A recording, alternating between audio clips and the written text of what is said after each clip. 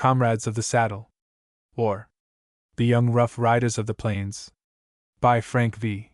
Webster, author of Only a Farm Boy, The Young Treasure Hunter, The Boys of Bellwood School, Tom the Telephone Boy, etc. Illustrated. New York Couples and Leon Company. Books for Boys. By Frank V. Webster. Only a Farm Boy or Dan Hardy's Rise in Life. Tom the Telephone Boy or The Mystery of a Message. The Boy from the Ranch or Roy Bradner's City Experiences. The Young Treasure Hunter or Fred Stanley's Trip to Alaska. Bob the Castaway or The Wreck of the Eagle. The Young Fireman of Lakeville or Herbert Dares Pluck. The Newsbook Partners or Who Was Dick Box. The Boy Pilot of the Lakes or Nat Morton's Perils. Two Boy Gold Miners or Lost in the Mountains. Jack the Runaway or On the Road with the Circus. The Boys op Bellwood School or Frank Jordan's Triumph. Comrades of the Saddle or The Young Rough Riders of the Plains. Copyright 1910 by Couples and Leon Company. Comrades of the Saddle. Printed in U.S.A. Chapter 1 An Exciting Escape 2 Mr. Alden Brings News 3 Word from the West 4 Gus Meggett v. The Half Moon Ranch 6 In the Saddle 7 A Race in the Moonlight 8 Horace in Danger 9 The Message from Cross-Eyed Pete X The Return to the Ranch 11 Preparations Fob Pursuit 12 What Nails Learn 13 Out on the Plains 14 Another Discovery 15 The Contested Trail 16 What Jeffries Knew 17 Lost 18 A Mysterious Call 19 A Terrible Plot XX The Prairie Fire 21 A Ride for Life 22 Lawrence's Plan 23 In the Mountains 24 Capturing the Cattle Thieves 25 Homeward Comrades of the Saddle Chapter 1 An Exciting Escape. Twilight was settling on the land. The forms of trees and houses loomed big and black, their sharp outlines suggesting fanciful forms to the minds of two boys hurrying along the road which like a ribbon wound in and out among the low hills surrounding the town of Bramley, in southwestern Ohio. As the darkness increased, lights began to twinkle from the windows of the distant farmhouses. "We're later than usual, Tom," said the larger of the two boys. "I hope we'll get home before Father does." "Then let's hurry. The last time we kept supper waiting he said we'd have to give up playing ball after school if we couldn't get home before mealtime. And that means that we won't make the team and will only get a chance to substitute," returned the first speaker. As though such a misfortune were too great to be borne, the two young ball players broke into a dog trot. The boys were brothers, Tom and Larry Alden. Larry, the larger, was 16 and Tom was a year younger. Both were healthy and strong and would have been thought older, so large were they. The only children of Theodore Alden, a wealthy farmer who lived about 3 miles from Bramley. Unlike many brothers, they were chums. They were prime favorites, and their popularity, together with their natural ability and cool-headedness at critical moments, made them leaders in all sports. As it grew darker and darker, the brothers quickened their pace. Talking was out of the question, so fast were they going. But as they rounded a turn in the road, which enabled them to see the lights in their home, a quarter of a mile away, Larry gasped. "There's no light in the dining room yet. Father hasn't gotten home." "Come on then for a final spurt," returned Tom. Willingly Larry responded, and the boys dashed forward as though they were just starting out instead of ending a 2-mile run. On the right-hand side of the road a fringe of bushes hedged a swamp. The patter of the boys' feet on the hard clay road was the only sound that broke the stillness. Their goal, with the bright lights shining from the windows, was only about 300 yards away when suddenly from the direction of the swamp sounded a sullen snarl. "Did you hear anything?" asked Larry. "I thought so." As though to settle all doubt, the growl rang out again. This time it was nearer and sounded more ominous. For a moment the boys looked at each other, then, as with one accord, turned their heads and looked in the direction whence the startling noise had come. Just as they did so there came another howl, and an instant later a big black form, for all the world like a large dog, leaped from the bushes into the road. "Quick, quick!" cried Larry, seizing his brother's arm and pulling him along, for Tom had slackened his speed, as though fascinated by the sight of the strange animal. "It must be that wolf Father read about, the one that got away when the circus train was passing through Husted." And Larry was right. The animal was indeed a wolf that had escaped from its cage through the door, the fastener on which had been jarred out of place by the motion of the train, and had leaped to liberty. The circus people had reported the loss as soon as it had been discovered, and it had been duly announced in the papers. Mr. Alden had read about it, but all had laughed at the thought of a wolf in Placid, Ohio, and dismissed the story as a circus man's joke. Rejoicing in its freedom, the beast had wandered about till it struck the swamp, and now the air brought to its keen nose the scent of the boys passing. Ravenously hungry, the wolf hastened toward the lads. As it bounded into the road, the glare from the lights of the farmhouse momentarily blinded it, and it stood blinking. But only for an instant. Instinctively realizing that it must catch them before they reached the lights, the wolf uttered a savage snarl and bounded forward. Larry's words to his brother had roused the boy, and together they were racing toward the welcome lights of their home. But the wolf with its leaps covered 3 yards to their 1, and as the older of the boys looked over his shoulder he saw that the beast was gaining on them. 50 yards ahead was the house and 30 yards behind them was the wolf. Well did the boys know they could not win the race. But they did not lose their heads. "Father! Harry!" yelled Larry. "Joe! The wolf! The wolf! Get the rifle! The wolf! The wolf!" added Tom. "Shoot the wolf!" The yells, breaking the stillness of the night, startled Mrs. Alden and the hired men, who were awaiting the coming of Mr. Alden and the boys. Unable to distinguish the words, the hired men rushed to the door and threw it open. Peering along the path of the light, they saw the forms of the boys. "Quick! The rifle! The wolf's after us!" shouted Tom. Fortunately, Mr. Alden always kept a loaded rifle on a rack on the kitchen wall with which to shoot foxes that attempted to raid his hen roost. Hastily, the hired man named Joe sprang for the weapon, seized it, and dashed from the door, shouting, "Where is it? Where is it?" Before the boys could answer, however, his keen eyes espied the black form. Joe had often amused himself shooting at a target with Larry and Tom and was able to make 4 bull's eyes out of 5, but never before had the opportunity to aim at a live mark come to him, and as he raised the rifle his hands trembled. "Shoot! Shoot!" yelled Larry. "No matter if you don't hit it, shoot!" Bang! Went the gun, and as the report of the firearm died away the wolf was seen to stagger and fall. Soon the beast arose again, but by that time the hired man was ready for another shot. This finished the beast, and with a yelp it rolled over and breathed its last. Chapter 2. Mr. Alden brings news.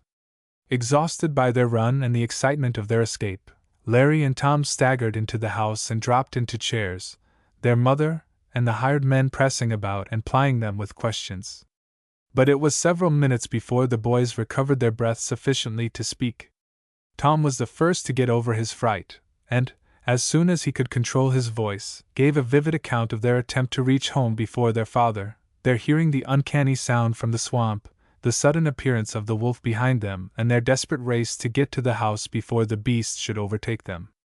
"It's a good thing I practiced shooting last winter," exclaimed Joe as the story ended. He was proud of what he had accomplished. "There's Father," declared Mrs. Alden as a "Whoa!" sounded from the yard. Quickly Larry picked up a lantern, and, followed by all but his mother, went out to help unhitch the horses and take them into the barn. "What's been going on?" demanded the farmer as the others joined him. "I heard the rifle shot." Eagerly they all started to tell. "Don't all speak at once," interposed Mr. Alden. "You're talking so loud and so fast I can't understand a word. Tom, suppose you explain?" Excitedly the youngest of the brothers poured forth the tale. "A wolf in Bramley, eh? Well, well! It's a good thing you boys were so near home. This is sure a great day for happenings. My sons get chased into their own dooryard and I—" But as though to arouse their curiosity, the farmer did not finish his sentence. "You what?" asked Larry. "Never mind now. Put the horses up. You won't have to feed them, they're too hot. Give them a little hay and then come in to supper." Knowing it was useless to try to get their father to satisfy their curiosity, for Mr. Alden, though a kindly man, was what his neighbors called set in his ways, Tom and Larry ran to the barn to open the door, while the hired men followed with the horses. After rubbing the animals down and giving them some hay, the four returned to the house. But not until the supper was finished did the farmer deign to impart his news. Then, tilting back in his chair, he looked at his wife and asked, "How would you like to take the boys to Scotland for the summer, Ma?" "To Scotland?" repeated Mrs. Alden, as though scarcely believing her ears. "Theodore Alden, are you going crazy? What are you talking about?" "About going to Scotland," answered the farmer, grinning. "And I'm not crazy."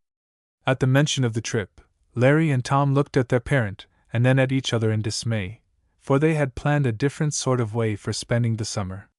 But their attention was quickly drawn to their father again. "I've got to go to Scotland, and we might as well all go," he was saying. "The hired men can run the farm for the summer." Lapsing into silence as he watched the effect of his words, Mr. Alden enjoyed the looks of surprise and curiosity, then continued. "When I got to Bramley this morning I found a letter from a man named Henry Sargent, a Glasgow lawyer. He said my uncle, Thomas Darwent, had died, leaving me the only heir to his estates. Just how much money this means I don't know. He said it might be £10,000. Phew! That's $50,000, interposed Larry excitedly. Just so, returned his father. It may be more. I can't make out whether that's the amount of cash or if that's what it will come to when the land and houses are sold. You can write and find out, suggested Mrs. Alden. I can write, but I doubt if I can find out, chuckled the farmer. Those lawyer chaps use such high-sounding words, you can't tell what they mean. If Uncle Darwin made me his heir, I'm going to see I get all there is to get. No Scotchman is going to cheat Theodore Alden out of what's his. Soon's I'd made up my mind to that, I drove over to Olmsted and made arrangements to sail from New York on Saturday. Saturday? Why, that's only 3 days off, protested Mrs. Alden. Well, it'll only take a night and part of a day to get to New York. That'll give you a day and a half to get ready, Ma. The thought of a trip to Scotland delighted Mrs. Alden, and she immediately began to plan how she could get the boys, her husband and herself ready in such a short space of time. But Larry and Tom showed no signs of enthusiasm. Noticing their silence, their father exclaimed, Don't you boys want to go? I never knew you so quiet before when a trip was mentioned. But the ball game with Husted is on Saturday, said Larry, giving voice to the thought uppermost in his mind. Then, as though he realized that it was foolish to compare a trip to Scotland with a game of baseball, he added, Besides, Tom and I were planning, that is, we were going to ask you if we couldn't go out to Talopa and spend the summer with Horace and Bill Wilder on their ranch. With this announcement of a plan which the brothers had discussed over and over, wondering how they could bring it about, the boys anxiously watched their father's face. So that's how the wind blows, eh? He commented. Well, Ma, what do you say? Shall we take the boys with us or let them go to the ranch? With her quiet mother's eye, Mrs. Alden caught the appeal on her sons' faces and after a short deliberation replied, I think they'd be better off with the Wilders, that is, if they'd like to have the boys visit them. Hooray! Hooray! Cried the boys together. We can telegraph and ask Mr. Wilder tonight, said Larry. Can we go to Bramley and send the message, Father? You can telephone the message to the station and the operator will send it. And while the boys puzzled over the wording of the telegram, their father reread his letter from Scotland. I've got the telegram ready, Tom exclaimed presently. Listen. And picking up the piece of paper on which he had been scribbling, he read. Bill and Horace Wilder. Talopa, New Mexico. We can leave Saturday to visit you. Do you want us? Answer quick. Father and Mother leave Friday for Scotland. We'll have to go, if you don't want us. Larry and Tom Alden. You might make it shorter, chuckled the farmer, and muddle it all up so they wouldn't understand it any better than you do your lawyer's letter, returned Larry. That's a bullseye, grinned Joe, whose mind was running to shooting terms. And as neither their father nor mother interposed any objections, the boys telephoned the message to the operator at Bramley, who promised to send it at once. Chapter 3 Word from the West. Anxiously the two brothers waited for some news from the West and in the meantime got ready for the trip to Scotland. "Oh, I don't want to go to Scotland," sighed Tom. "I want to go to the ranch." "Well, we've got to take what comes," answered his brother. The boys went down to town and said goodbye to their school chums. All were sorry they were going away and said they would be missed from the baseball team. Returning to the farm, their mother met them with a peculiar smile on her face. "Any news?" they asked eagerly. "Yes, word came over the telephone a while ago." "And what is it, Ma?" "The Wilders say to come in." "Hooray! And not to bring a trunk," finished the mother. The idea of two boys going away all summer without a trunk. "Of course we won't need a trunk," declared Tom.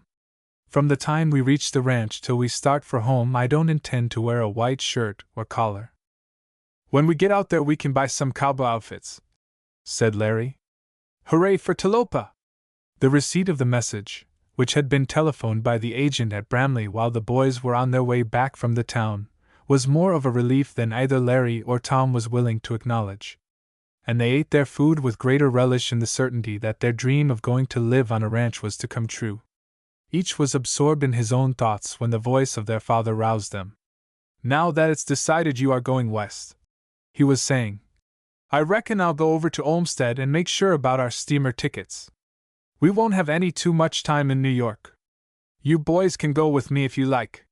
Glad of the opportunity, the boys finished their dinner quickly and were soon whirling over the hard clay road behind their father's span of spirited horses. "I've decided to give each of you $250, said Mr. Alden, as though expressing his thoughts out loud. "Phew! $250! That's more money than I ever had all at once," exclaimed Tom in delight. "Think of having all that to spend, Larry." "But you mustn't spend it all," warned their father.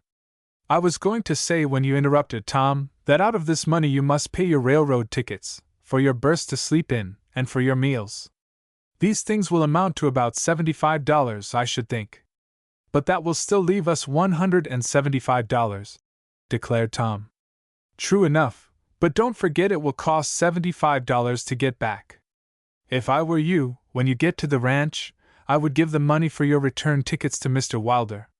He'll keep it for you, so you'll be sure not to spend it. It's a thing you ought always to remember when you take a trip of any distance. Always save enough out of your money to carry you back home." The boys promised to do as their father suggested, and the farmer continued, "This will be your first experience with the world, and I don't want you to forget the things your mother and I have taught you. It takes bad men as well as good to make up life, and somehow it seems as though the bad men had the easiest time of it. You'll find gamblers and others who live by their wits in Talopa. They'll try to be pleasant to you because you are young, and when they learn you are from the East they will try to get your money away from you. You must also be careful to whom you speak on the train. Under no conditions mention anything about the money you have with you. A lot of people, when they have any substantial sum, either like to show it in some way or to talk about it, and then, if they happen to be robbed of it, they wonder. Remember you can't recognize a thief by his clothes, and lots of the slickest of them travel about the country." With this and other advice Mr. Alden counseled his sons, and so interested did they become in what he told them about the country of which they were soon to have their first glimpse that they were in Olmsted almost before they knew it. Going first to the bank, Mr. Alden drew out the money for his sons, obtained a letter of credit for himself, and then arranged to purchase his steamship tickets in Pittsburgh, whither all four travelers were going together. When they reached home, Mrs. Alden had finished her packing and all was practically ready for the start on the morrow. After supper the farmer and his wife drove to Bramley to say goodbye to their friends, but the two chums decided to stay at home. Eager to be on their way, it seemed to Larry and Tom that the hours never passed so slowly. They tried to read, but in place of the print on the pages pictures of cowboys and bucking broncos danced before their eyes, and they soon shut their books. "Wish we'd gone with Father and Mother," exclaimed Tom.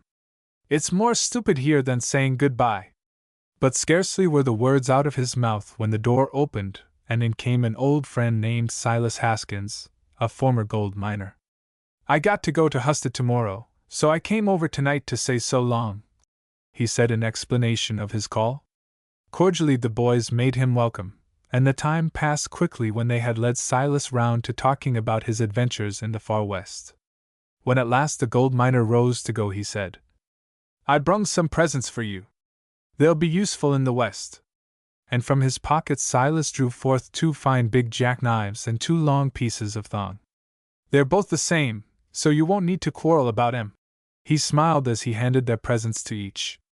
The boys were deeply touched by such evidence of friendship from their aged friend and were profuse in their thanks when he again put his hands in his pockets and produced 2 little bags made of buckskin and attached to a stout strip of the same strong material. "I don't know how you're intending to carry your money," he began. "But—" "Why in our pockets?" interrupted Larry. "That's just what I supposed," grunted the old gold miner. "Now I want you to put it in these 2 bags and hang 'em round your necks.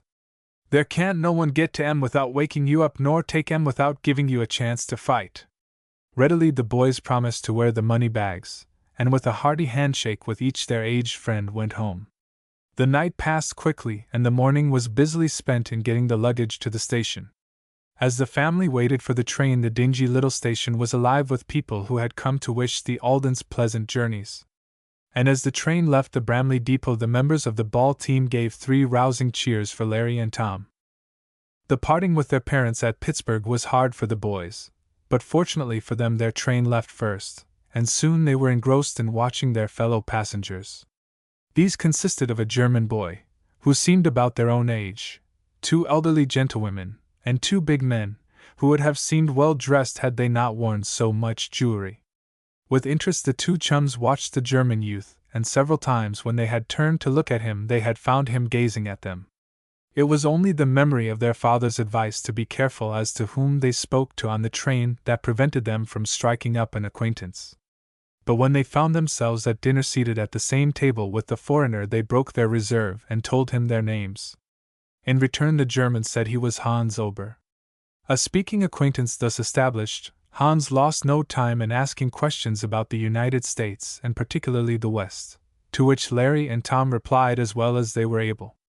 Evidently glad of their company, the German sat with them after the boys returned to their car from dinner. Once or twice Hans had tried to learn where the chums were going without asking directly, but they had given evasive answers, and at last, as though believing confidence would beget confidence, he announced that he was going to join his brother Chris, who had a store in Talopa. As they heard their destination mentioned, Larry and Tom exchanged surprised glances, which did not need their words to let Hans know they were all 3 bound for the same place. This coincidence removed whatever of reserve was left, and the 3 boys talked freely.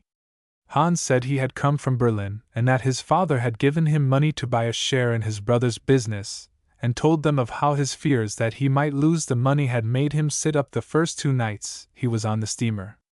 Chapter 4 Gus Megget. The boys were at breakfast the next morning when Hans, happening to look out the window, caught sight of the mighty river that almost divides the United States in half. "My eye! But that's a big river!" he exclaimed. "What do you call it?" "The Mississippi," returned the brothers. They were too engrossed by their first glimpse of the Father of Waters to correct the German as he struggled to pronounce the name. "Oh, look at the funny boats!" exclaimed Tom, pointing to the long line of river steamers that were tied up at the levee. "What are those things on the back end?" "They are the paddle wheels." "I know, because I've looked at pictures like them in my geography," replied Larry. "They have the paddle wheels on the end because the water is so shallow in places." It was just after noon that the 2 chums and Hans were vouchsafed a glimpse of real, dyed-in-the-wool cowboys. The train had stopped at a crossing, as stations are known in Oklahoma, because of a hot box on one of the wheels. Learning that it would be all of a quarter of an hour before the trouble could be repaired, the boys had left their car and were filling their lungs with the bracing air. It chanced that a gang of cowboys had ridden into the town for a celebration, and, as it was unusual for a train to stop for any length of time at the crossing, they rode up to find out the reason. For a few minutes they contented themselves with putting their ponies through all sorts of stunts, to the great delight of the people on the train. At the sight of them, Larry, Tom, and Hans walked toward the cowboys and stared at them in wonder and admiration. The cowboys had noticed the 3 lads, and, because they had been drinking bad firewater, suddenly decided to amuse themselves with them. "What you're looking at?"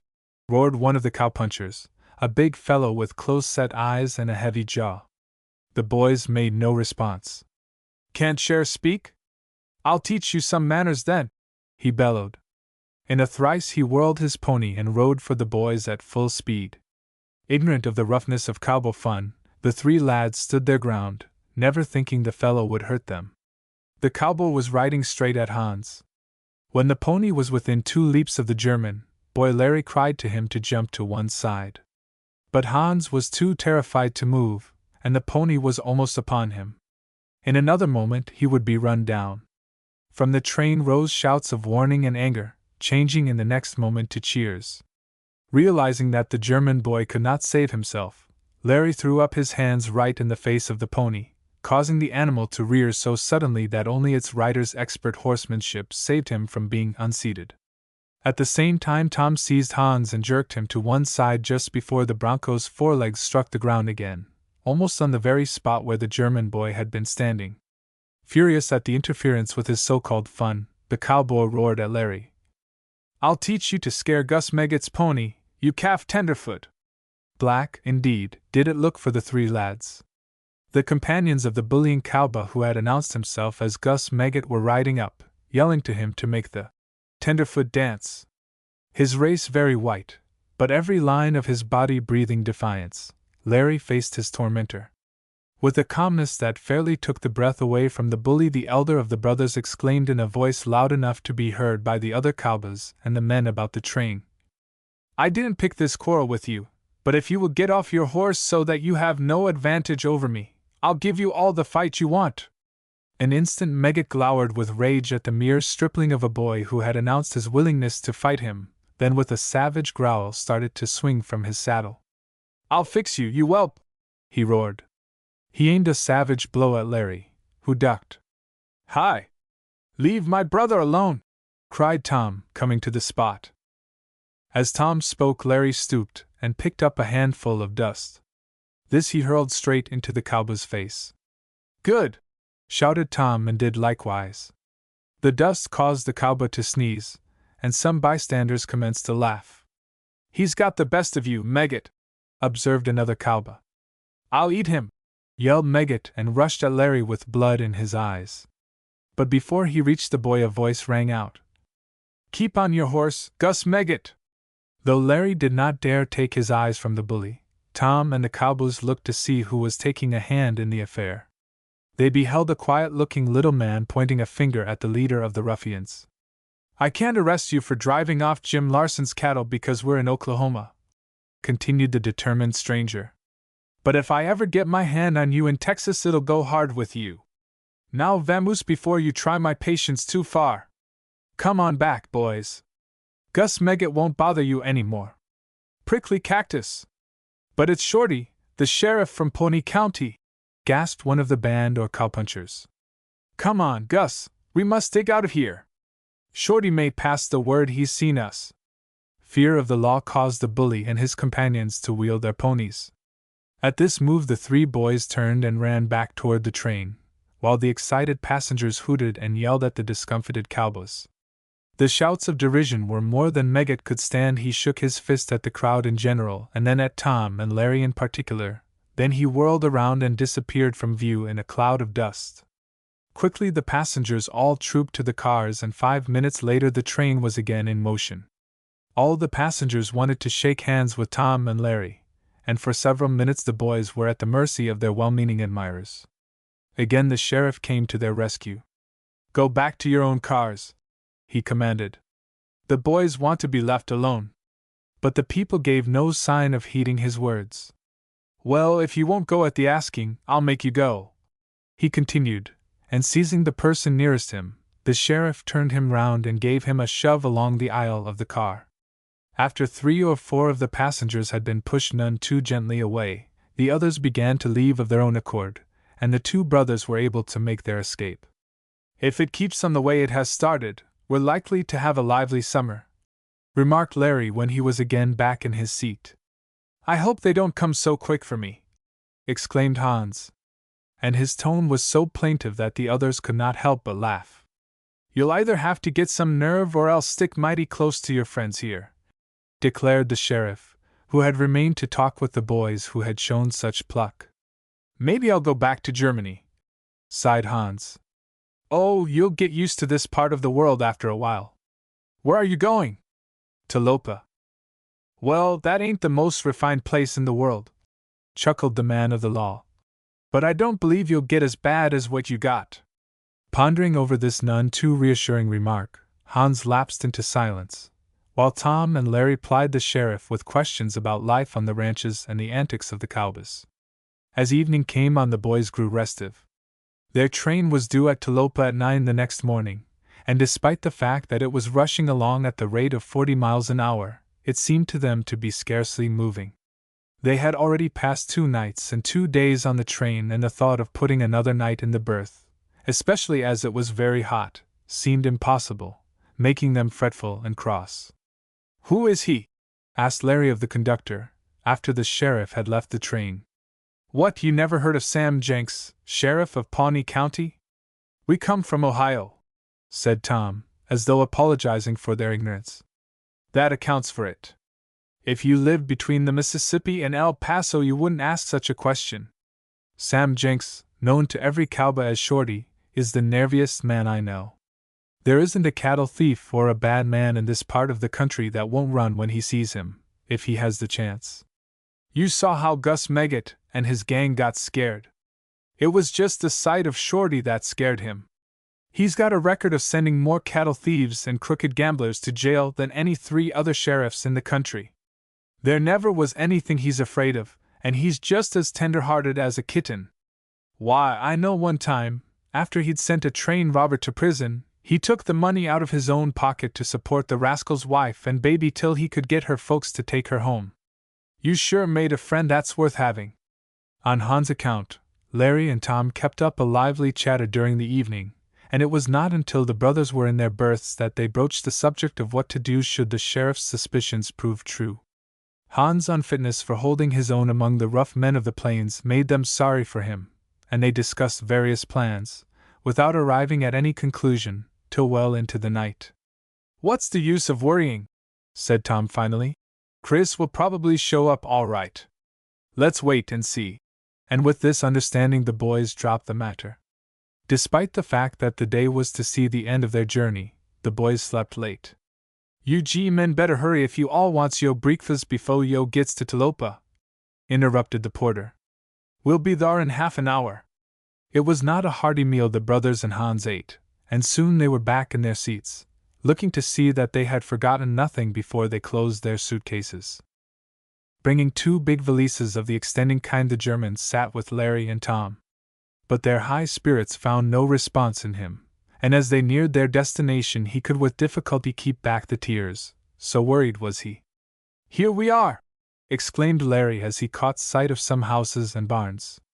And his words were verified by the porter, who came through the car calling, "All out for Talopa!"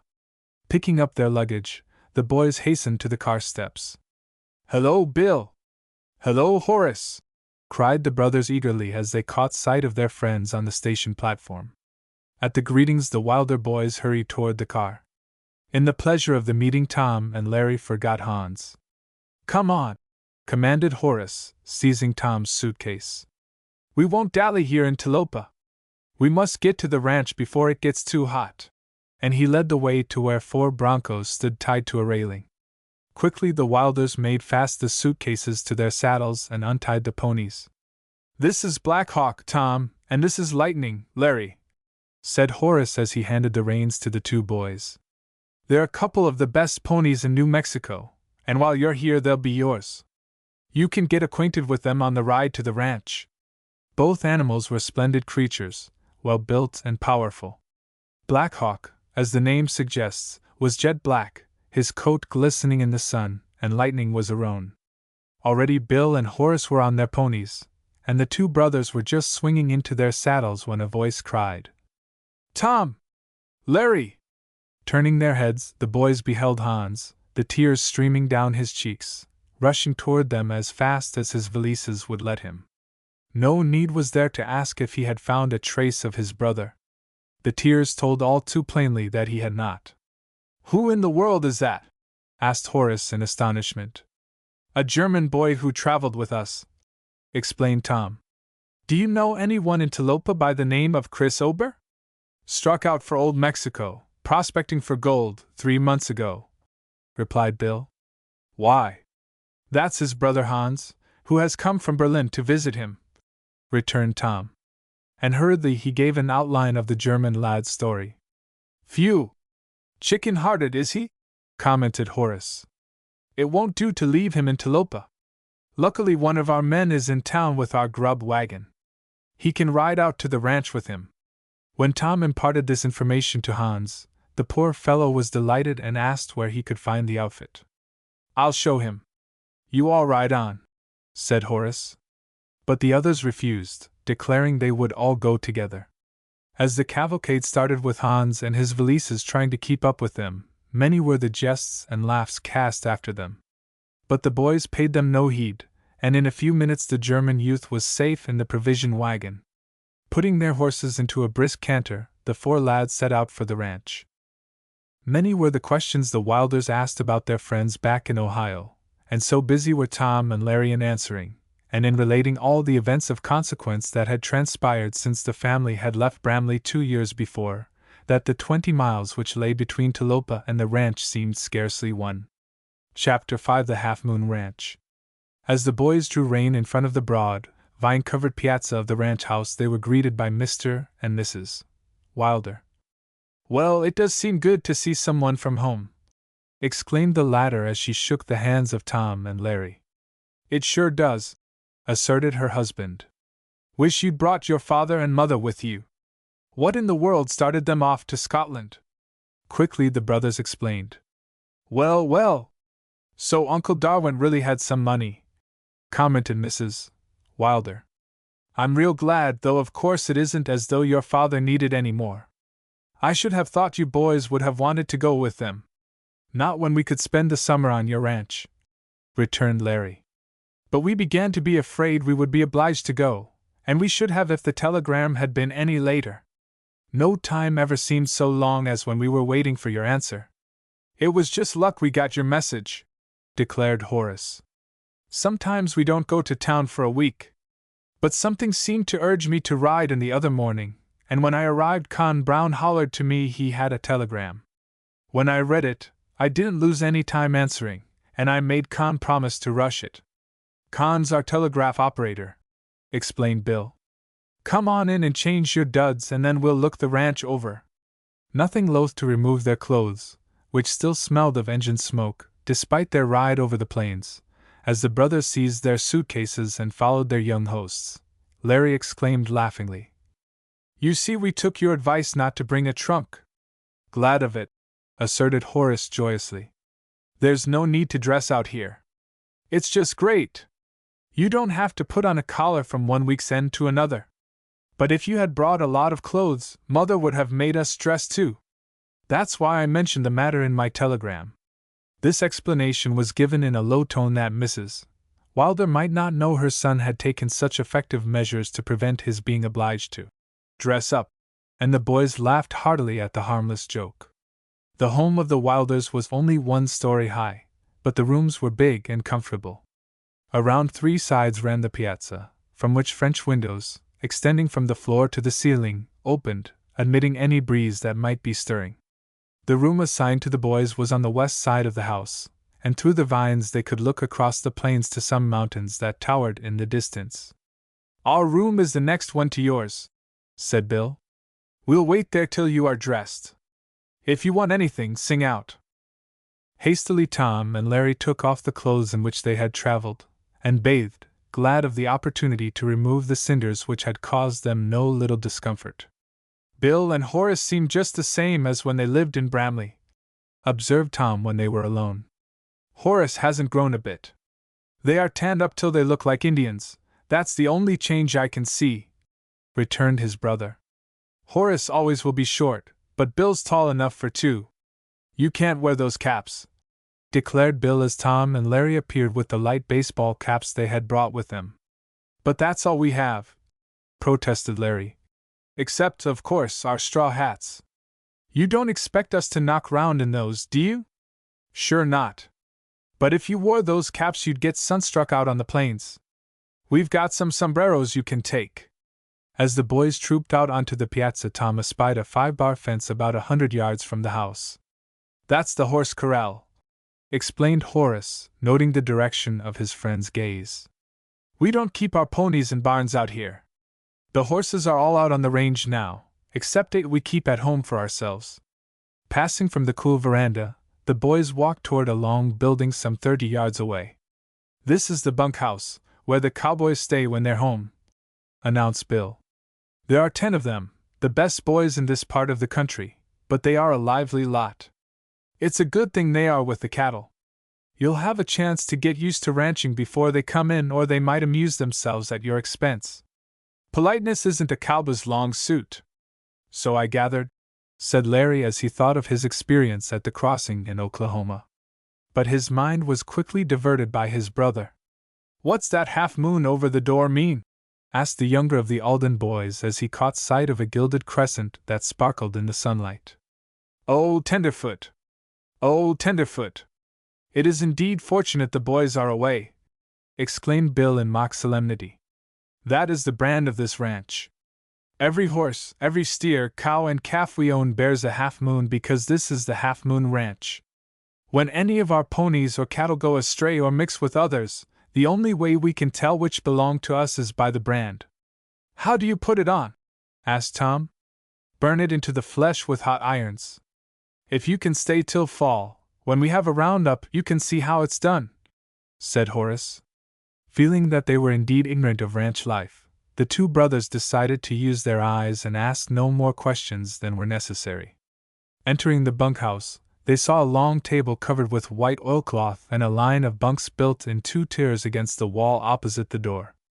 A big stove stood at one end, and there were pegs for saddles, bridles, and lassos all about. From the bunkhouse the boys went to the wagon sheds, which contained 3 or 4 farm wagons and also a buckboard. That's for Mother, explained Bill. She doesn't like to ride, but she can know if it's necessary. Here's where your saddles are, he continued, pointing to a beam into which pegs had been driven. You want to remember them, especially when the boys are home. They don't like to have anyone else take their saddles. We'll remember, declared Tom and Larry meaningly. I suppose we'll find our ponies in the corral? Hazarded Tom. Sure thing. And here's something else to keep in mind. Father always insists that each man put his pony in the corral himself. Of course this morning he did it for us, but he won't again. How do you get the horses when you want them? Call them? Asked Tom. Sometimes that will work, after a pony has come to know its master, but the quickest way is to take some oats in a pan, declared Horace. We keep the oats here. And he opened a bin at one side of the wagon shed. You can use oats on Black Hawk and Lightning and our own ponies, but when we want a strange horse we rope him. That makes me think I've saved a couple of dandy lariats for you. Cross-eyed Pete, one of our boys, made them for me out of rawhide. They are in my room. Come on, we'll get them and then show you how to use them. Is it hard to learn? Inquired Larry. Yes, to throw one every time, replied Bill. Horace and I have been practicing ever since we came out. We can do pretty well. But you ought to see Cross-eyed Pete. He's the best of all the boys. He's so good, he can drop a noose over a rattlesnake, and that's going some. Before the lads could get the lassos, however, Mrs. Wilder called them to get ready for dinner. As the 2 visitors took their seats at the table, a Chinaman, clad in white, glided noiselessly into the room and took his place behind Mr. Wilder's chair, ready to serve. Hop Joy, this is Mr. Larry and this is Mr. Tom, said Mrs. Wilder. Whatever they ask you to do, you must do it. The Celestial, who was cook, washman, and general factotum on the Half Moon Ranch, bowed gravely to each of the boys. That sounds very fine, laughed Mr. Wilder. But you must be careful what you ask Hop Joy to do. If you disturb him when he's cooking, he's apt to throw a pail of water at you. Hop's all right, Father, declared Horace loyally. He only throws water when the boys try to steal his doughnuts. But Hop can make doughnuts. You two just wait till you're riding all day and then see if they don't taste good. So that explains the reason you keep on the right side of Hop Joy, eh? Answered Mr. Wilder, smiling. I've often wondered why you were so willing to help him when the boys are home. After the laughter this sally evoked had subsided, Mrs. Wilder asked the boys about their journey. In amazement, the Wilders listened as the experiences were related, and when Larry finished the account of his mix-up with the cowpunchers, Bill exclaimed, "And here Horace and I have been making fun of you for tenderfeet. The joke seems to be on us." "That's what it is," asserted their father. "There are not many men, let alone lads, who can say they have faced Gus Meggett and got the best of him." It was the chums' turn to be surprised as they heard this statement. "Then you know him?" queried Tom. "I know of him," corrected the ranchman, and the boys noted that the kindly expression of his face disappeared as he spoke. "Gus Meggett is a very bad man. He hasn't done an honest day's work for 5 years. People say he is a train robber, and I've always believed he was a cattle thief, too. From what you tell me, that's Shorty Jenks' opinion. If the truth were known, I think Meggett would prove to be the head of a gang of cattle thieves." And how true were Mr. Wilder's suspicions, they were all destined to learn. The recital of their adventuresome journey recalled to the boys that they had entirely forgotten to tell about Hans' coming. Each of the four apparently thought of the timid German boy at the same time and looked at one another uneasily. And their anxiety was not lessened when Mrs. Wilder asked, "What became of Hans? Did you call him? Did his brother meet him?" "No, he didn't," said Larry. Then, determined to get the matter settled at once, he continued, "Mr. Wilder, I'm afraid I have imposed on your kindness, but I asked Bill and Horace to let the German boy come to your ranch until we could decide what he should do. He's so scared, I did not like to leave him alone in Talopa. I asked to have him come too," declared Tom, as though unwilling his brother should bear all the blame, if blame there was to be. "That was right, quite right," said Mr. Wilder, after a quick glance at his wife. "Talopa wouldn't agree with him very well. We've plenty of room and perhaps he will get over his fear. I can use another hand very well, if he wants work." It was a great relief to all the boys to have the matter settled so pleasantly, and they resumed their laughter and chatter. When dinner was finished, they all went out onto the piazza, where Tom and Larry were initiated into the mysteries of throwing a lasso. Then the visitors were taken around and shown many sights new to them. Chapter 6 in the Saddle. "How far away are those mountains?" asked Tom, gazing in their direction as they walked to the corral the next day. "About 40 miles, replied Bill. "They are called the Lost Lode Hills, because there is said to be a rich silver mine in them somewhere that the Spaniards worked hundreds of years ago. Just where it is, though, no one has ever been able to discover." "Wouldn't it be great if we could find it?" exclaimed Larry eagerly. "Do you suppose your father would let us go and try? Have you ever been over to the hills?" "Lots of times on hunting trips. But we never explored them very much. The trouble is no one knows whether the mine is on this side or the other." "But haven't they searched for it?" queried Tom, to whose mind a silver mine suggested unlimited wealth. "Lots of men have tried, but no one who has gone to find it has ever been seen again," returned Bill. "They say the mine is haunted by the ghosts of the old Spaniards who discovered it, and that they kill any one who goes near it." At the suggestion of phantom Spaniards guarding the mine and dispatching those who found it, the brothers laughed. "You surely don't believe in ghosts?" inquired Tom, a tone of scorn in his voice. "Who started the story about the ghosts, anyhow?" "I don't know," responded the elder of the Wilder boys, rather disappointed that the legend did not make more of an impression on his friends. "We heard it when we came here.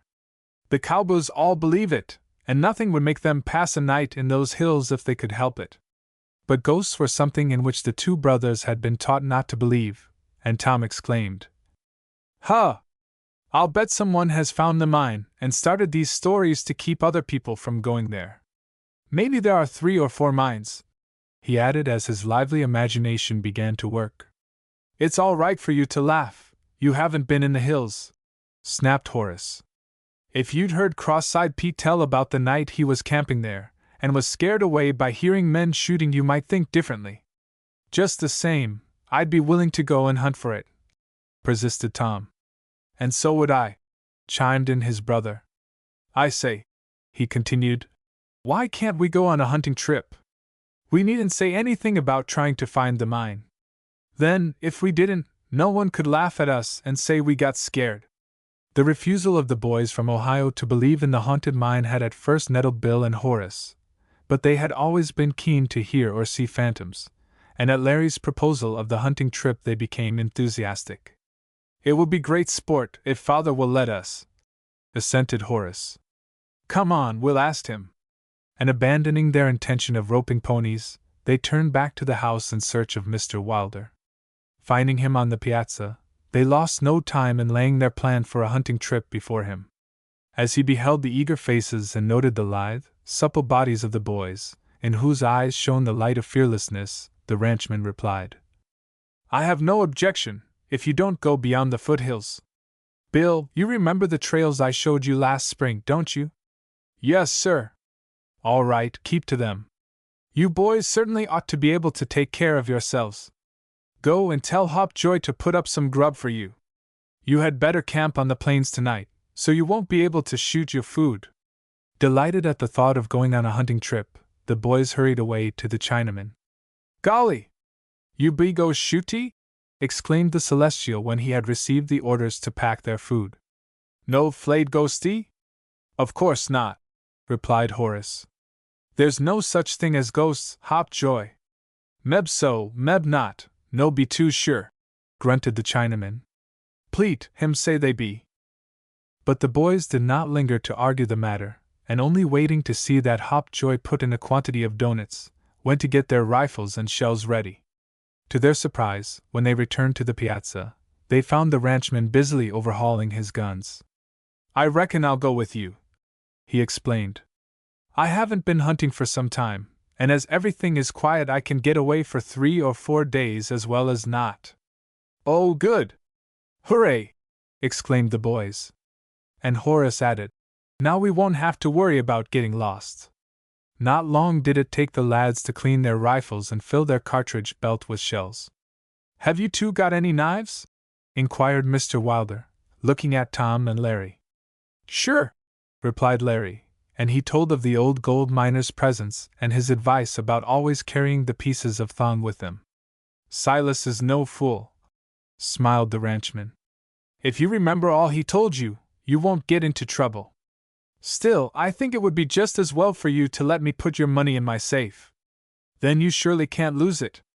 That's what Father told us to do, said Larry as he and Tom removed their buckskin money bags and gave them to the ranchman.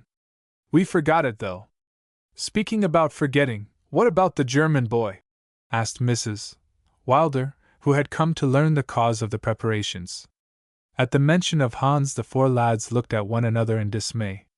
But the ranchman came to the rescue, saying, From all Larry and Tom say, I don't reckon he'll be keen on hunting. You can let him help Ned. Ned's our handyman, explained Horace in a whisper. He drives the grub wagon to Talopa, and to the boys in their camps. Well, here comes the wagon now, observed Mrs. Wilder as she caught sight of the big white-covered wagon, called a prairie schooner in the old days, bobbing over the plains about a mile away. Oh, don't let's wait, protested Horace. We can saddle up and go and meet them. I'll make my pony dance and perhaps that will scare Hans so he won't care to go. All right, laughed Mr. Wilder. Bring up the ponies. Get Buster for me. Running to the wagon shed, the boys gathered the saddles, bridles, some oats and pans and started for the corral. Opening the big gate, they entered, closed it, and then threw their saddles on the ground. Always close the gate before you start to get your ponies, instructed Bill. Sometimes they cut up, and if they get out onto the prairie it's the old hairy of a job to catch them again. Now put your oats in your pans. Watch Horace and me and you'll see what to do. When they had prepared the oat bait, the 2 Wilder boys began to beat on the pans, calling Buster and the other ponies by name. The animals, which were at the farther end of the corral browsing, lifted their heads and then came trotting toward them, halting about 10 feet away. "Swish your pans so they can hear the oats," whispered Bill. Slowly the ponies approached, as though deciding whether they preferred their oats or their liberty. "Come, Black Hawk! Come, Buster!" called Horace. The boys set the pans on the ground. For a moment the ponies eyed them and then trotted up, the 8 crowding one another to get at the 4 measures. "Now's the time," breathed Bill. In a trice the bits were thrust into the ponies' mouths and the leather over their ears. Lightning plunged back, but Larry grabbed the reins just in time and held him. "Push the pan to him," directed Horace, and, as he smelled the oats, the pony grew still and was soon munching contentedly. After catching his own mount, Bill had bridled Buster, and as soon as the oats were devoured, all 5 were saddled with little trouble and the boys were quickly on the backs of 4 of them, Bill leading the pony for his father. It required but a few minutes to make fast the saddlebags Hop Joy had filled with food: tin plates, cups, knives and forks, coffee pot, sugar and coffee, and to tie on their sleeping blankets.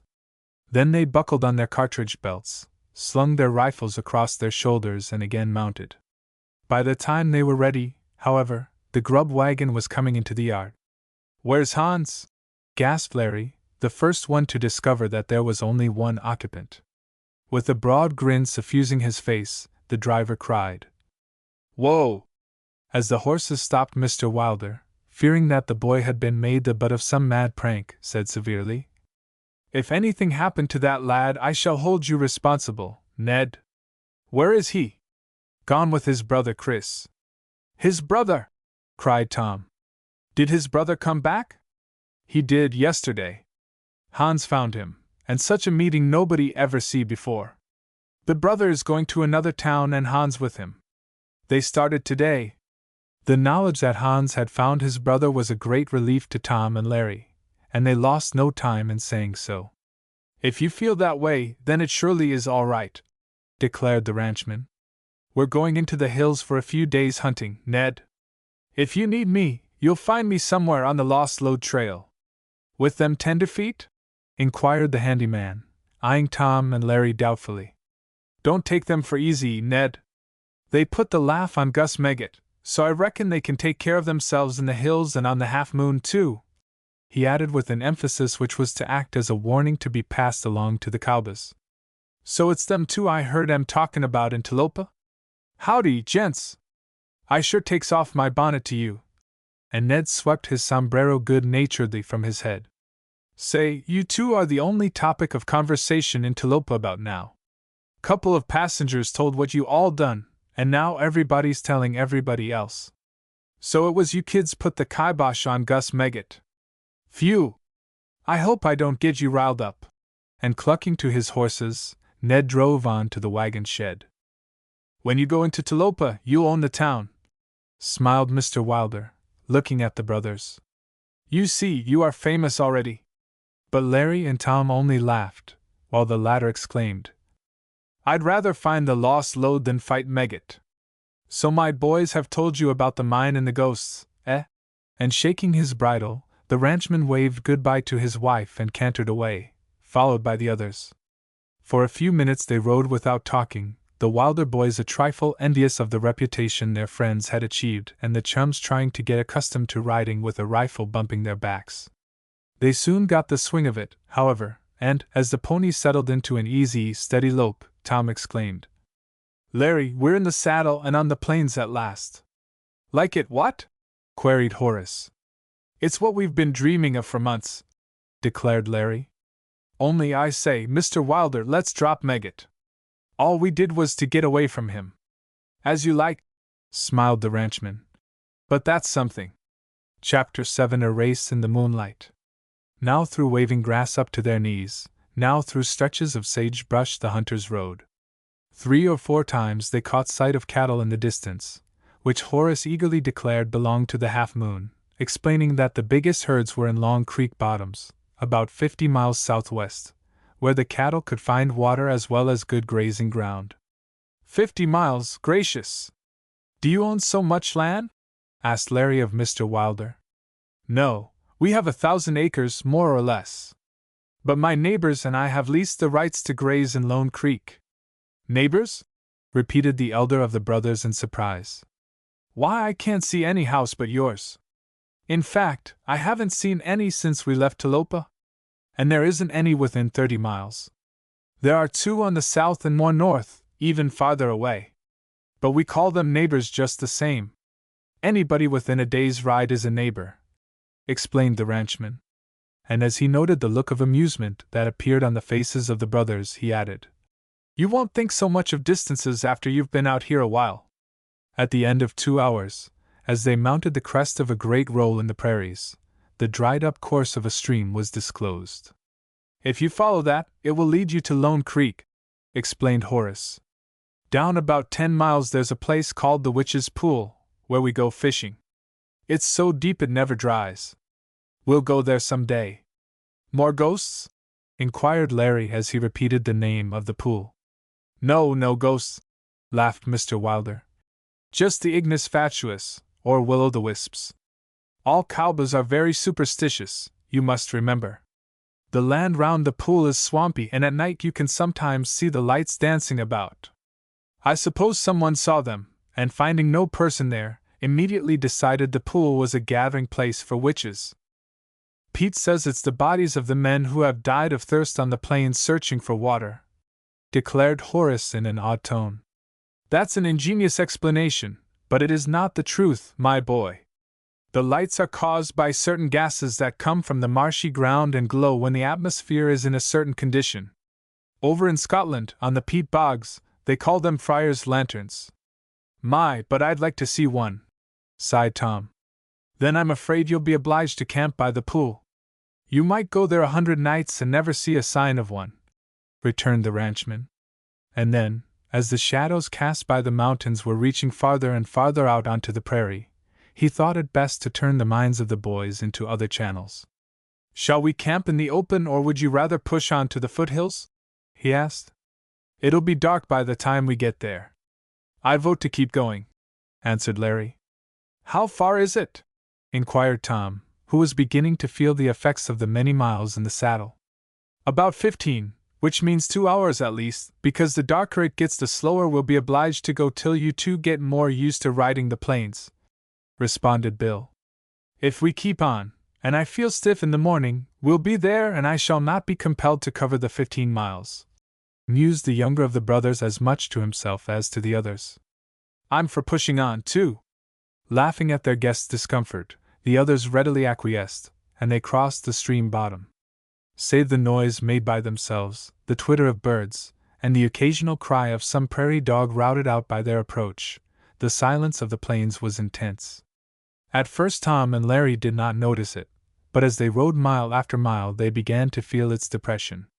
It often drives men crazy, asserted the ranchman when Larry mentioned his feeling. That's why we never send a man out alone to herd.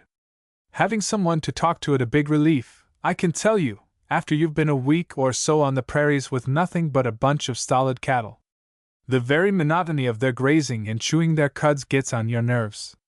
As darkness came on, however, the awful silence was broken. From all sides came the barking of coyotes, as though they were signaling one another their whereabouts. That howling would scare me a great deal quicker than any ghosts or witches, observed Tom. My, but it's mournful. Do they keep that up all night?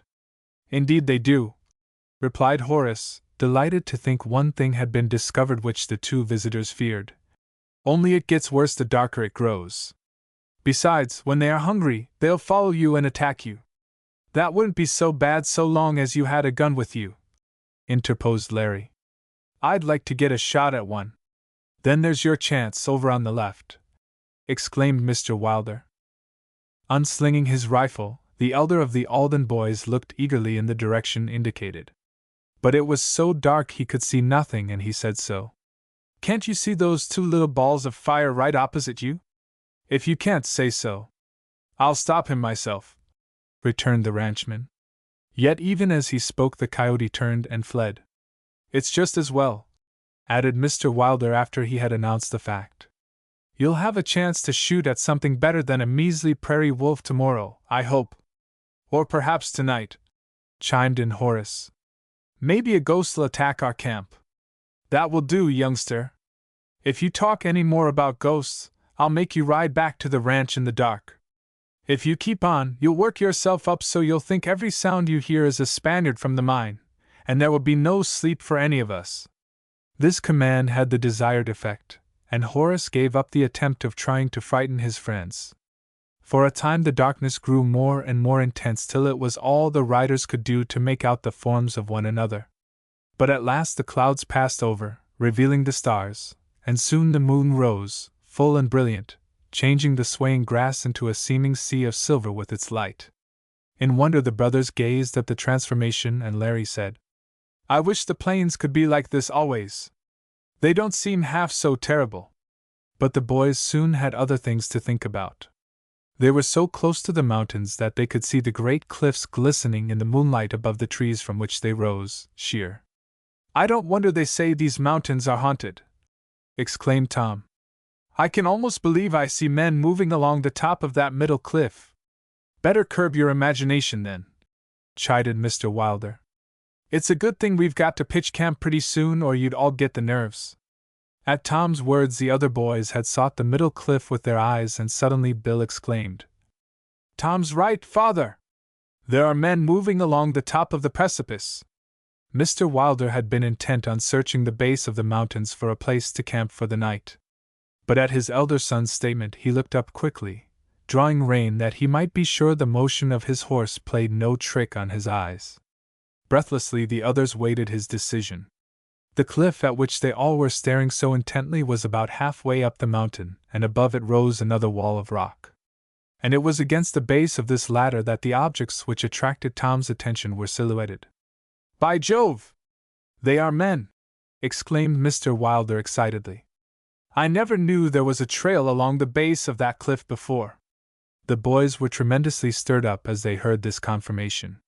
"Perhaps they are the men going to guard the lost lode for the night," Horace whispered. "They wouldn't need a trail to walk on, Father." "Steady, boy, steady," returned the ranchman. "Those men are flesh and blood, don't worry about that. Who they are I don't know. Probably some hunters like ourselves." "That couldn't be the way to the mine, could it?" hazarded Larry, whose eagerness to discover a silver mine had received new impetus. "Can't we go there tomorrow and find out?" "We'll see when tomorrow comes," declared Mr. Wilder. "But there's no occasion to get excited. The mountains are full of men hunting and prospecting all the time. Come on, we'll camp under that big tree up there to the right. Whoever gets there first will be boss of the camp." The challenge for a race, with the honor of being in command of the hunt as the prize, served to take the boys' thoughts from the mysterious men on the trail as nothing else could, and quickly they leaped their ponies forward. The spot selected by the ranchmen for their night's bivouac was about a quarter of a mile away and in the opposite direction from the cliffs. Yelling like young Indians, the boys urged their jaded ponies to greater efforts. Tom and Horace, being lighter than the others, had not tried their mounts so much, and rapidly they drew ahead. "We simply must beat them," called Bill to Larry. "If they get in first, they'll make us haul all the water and wash dishes. At least Horace will, if he wins." Leaning over their ponies' necks and rising in the saddles to lighten their weight as much as possible, the two elder boys set out to overtake their brothers. With spur and lariat end they belabored their mounts, and gamely the horses responded. Leap by leap they cut down the lead, were soon abreast of the others, and then forged ahead, shouting in triumph as they opened clear ground between them. Only about 100 yards were the leaders from the tree. Feeling his pony tiring under him, despite his urging, Horace gasped at Tom. "Hit Black Hawk with the end of your lasso and then hang on for dear life." Instantly Tom obeyed. As the big black felt the blow he uttered a snort of rage, jerked forward his head and seemed to fly over the ground. Like a flash he caught Bill and Larry. Frantically they strove to keep up with him, but in a few bounds he had passed them. "Tom wins!" yelled Horace with glee. But his delight at the success of his ruse was short-lived. Black Hawk was not accustomed to being beaten, and, though ordinarily he had a good temper, when he was angry he could be very mean. Accordingly, as though reasoning to himself that he had done his share in carrying his rider so many miles, when he felt the sharp cut of the lariat he resented it. And his resentment took the form of a vicious lunge forward of his head, which enabled him to get the bits in his teeth, with which advantage no one could control him. Despite his greater weight, the ranchman had been close up with the boys and had noted Black Hawk's action.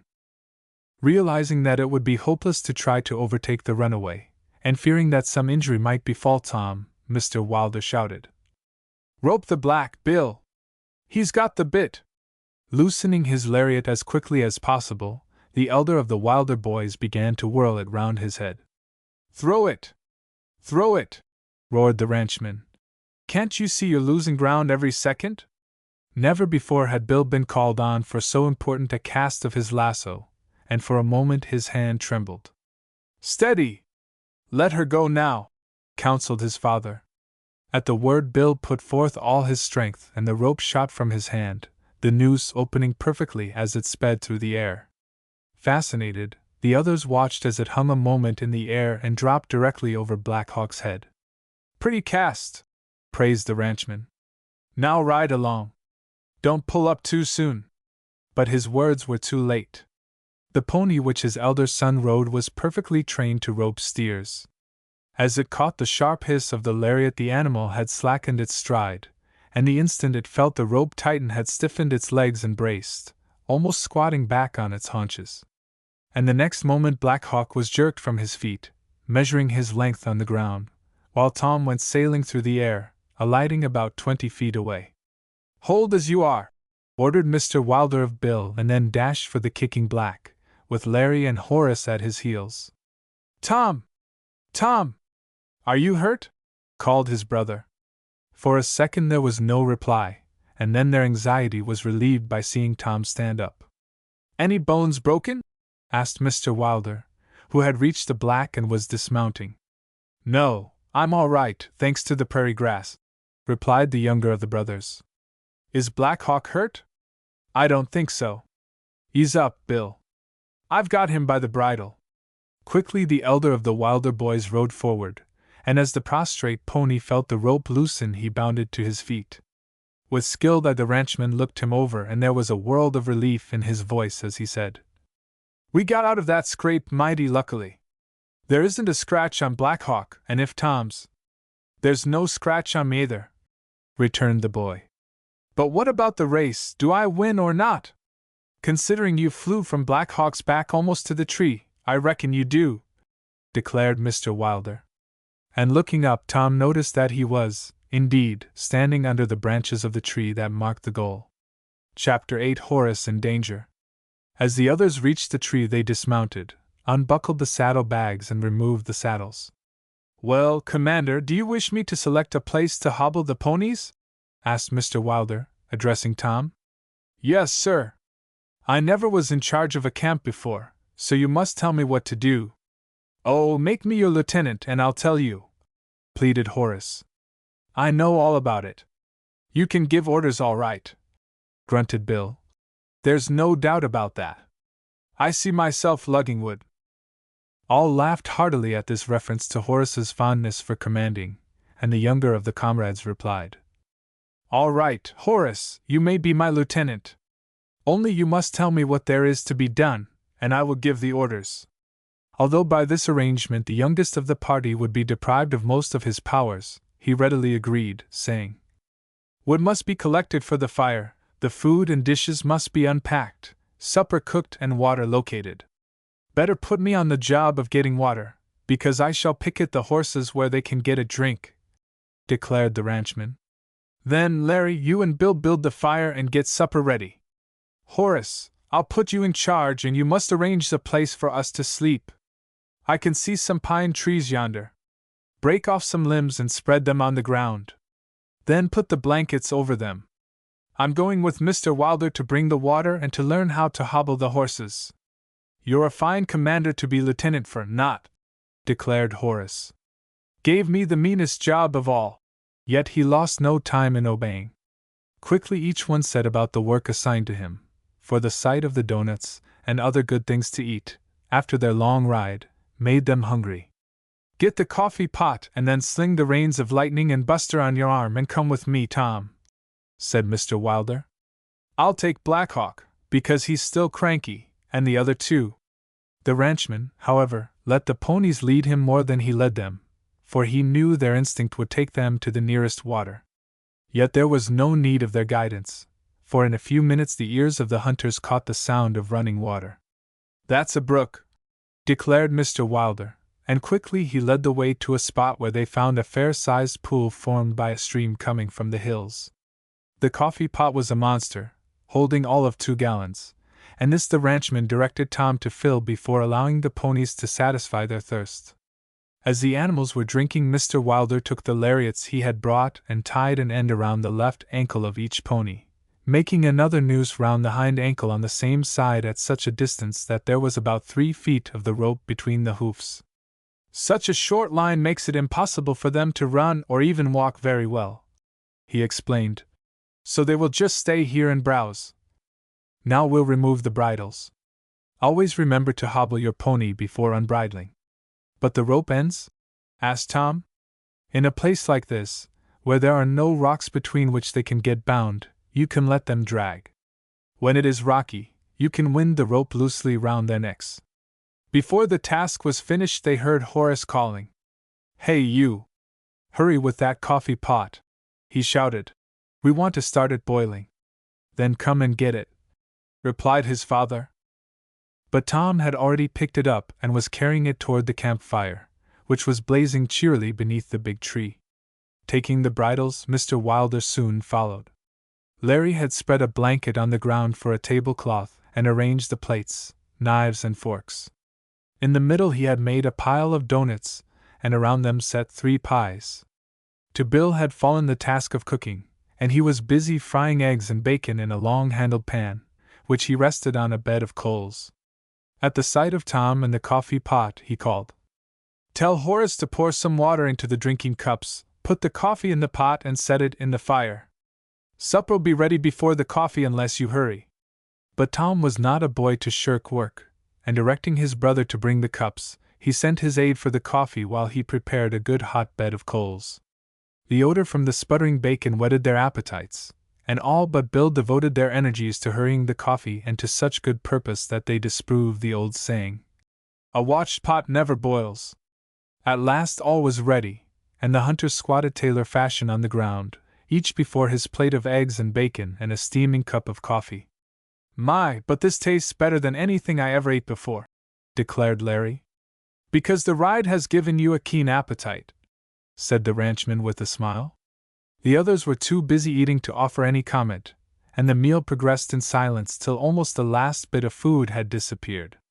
"Hopjoy certainly can cook," complimented Tom as he reached for another doughnut from the fast-vanishing pile. "That's what I told you," returned Horace. "From the way they are going, it's a good thing I went back and put in an extra supply when Hop wasn't looking." "He'll fix you when we get back," cried Bill. "Tom, who does the dishes? For your benefit and before my young brother gets a chance to speak, I'll tell you that the cook never washes the dishes." "Oh, what a whopper!" cried Horace. "Tom, the cook always washes them. That's all he does, wash dishes and cook."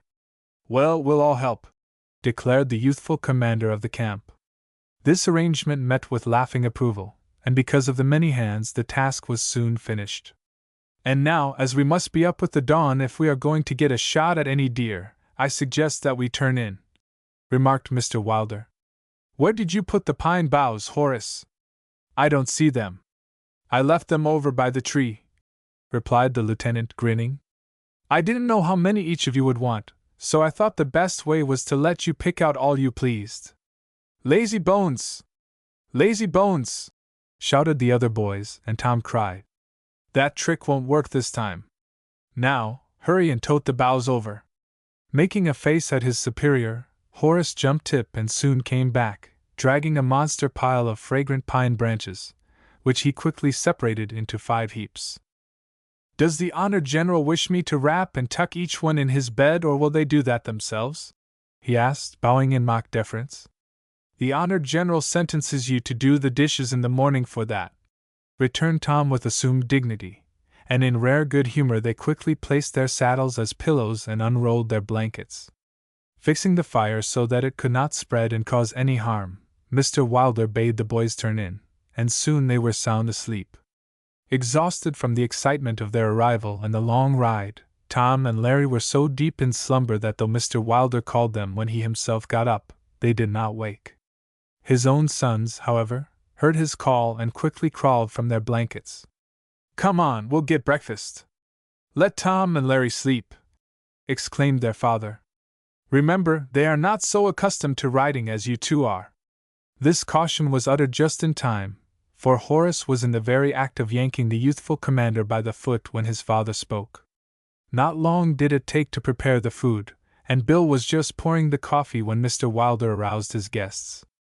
"WH, what is it?" gasped Larry, sitting up and staring about him dazedly. "It's breakfast, that's all," said Horace. "Hey, Mr. Commander, you'll be court-martialed if you miss grub," and he proceeded to drag Tom from his bed of boughs by the heels.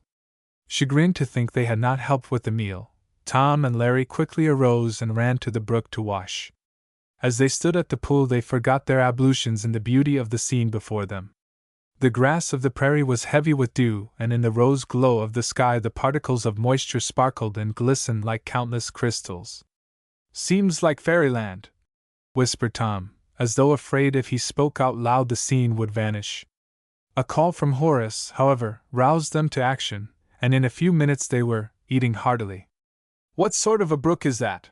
asked Larry. "I didn't see any outlet, yet water keeps running into the pool all the time." "There must be some underground stream into which it empties," replied the ranchman. "There are 2 such subterranean rivers in these hills, and I suppose this pool connects with one of them." Discussion of such phenomena was prevented by his continuing. "Hurry now and pack up. I'll bring up the ponies while you are getting ready."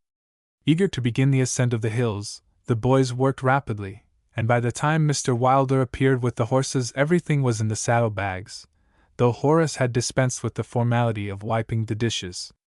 It was the task of but a few minutes to make fast the saddlebags and blankets, and just as the sun flooded the plains with its golden light the hunters swung into their saddles.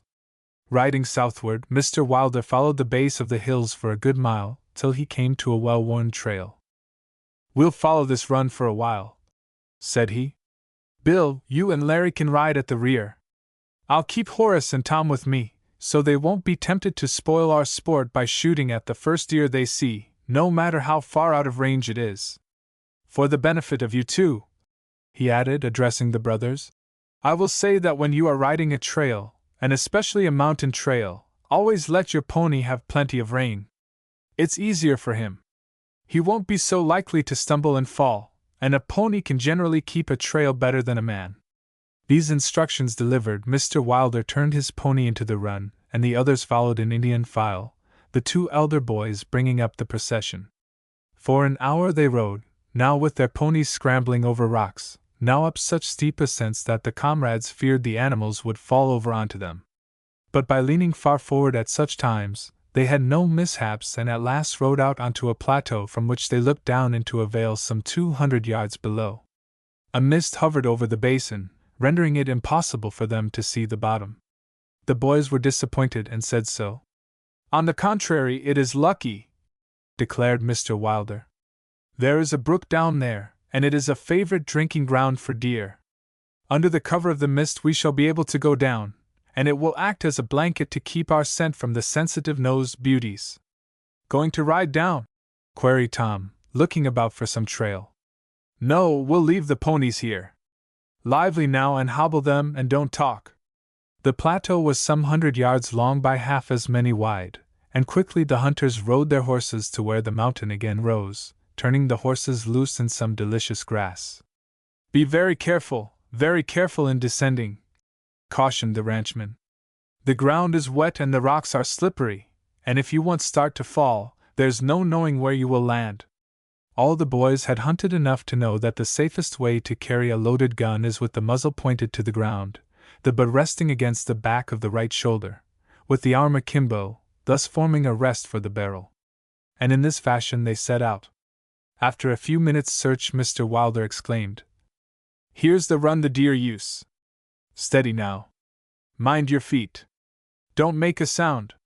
With almost no noise, the party descended. Now and then one of the lads slipped, but there was always a rock or a sapling at hand which they could grasp to steady themselves, and no one fell. As he reached the edge of the mist, Mr. Wilder held up his hand as a signal to halt. Turning his head, he listened intently for some sound that might give him an inkling as to the whereabouts of the deer. In his eagerness to locate them, Horace moved away from the trail to the left, and then stopped. Barely had he halted when a loud sneeze rang out from directly in front of him. So sudden and so near was it that Horace cried out in fright. At the same moment the antlers of a big buck appeared from the mist, and then vanished as quickly, only to reappear a moment later, followed by its head and shoulders. Whether the buck or the hunters were more surprised it would be hard to say. For several seconds they stared at one another. Larry, Tom, and Horace were trembling like leaves, victims of buck fever, a species of stage fright which makes it impossible for any one to hold a gun steady, and Bill was in such a position behind the others that he could not aim his rifle unless he put it between the heads of the others. The ranchman alone was where he could bring down the buck, and he hesitated, unwilling to risk a chance to get several other deer by dropping the one in front of him. It was the buck himself that put an end to the remarkable situation. Of a sudden, with a snort of rage, he lowered his sharp-pronged antlers and charged at Horace. With a yell of terror the boy turned to flee and stumbled. In an instant the scene had changed from one of comedy to one of possible tragedy should the infuriated beast reach his victim. But Mr. Wilder was equal to the occasion. Throwing his rifle to his shoulder, he fired.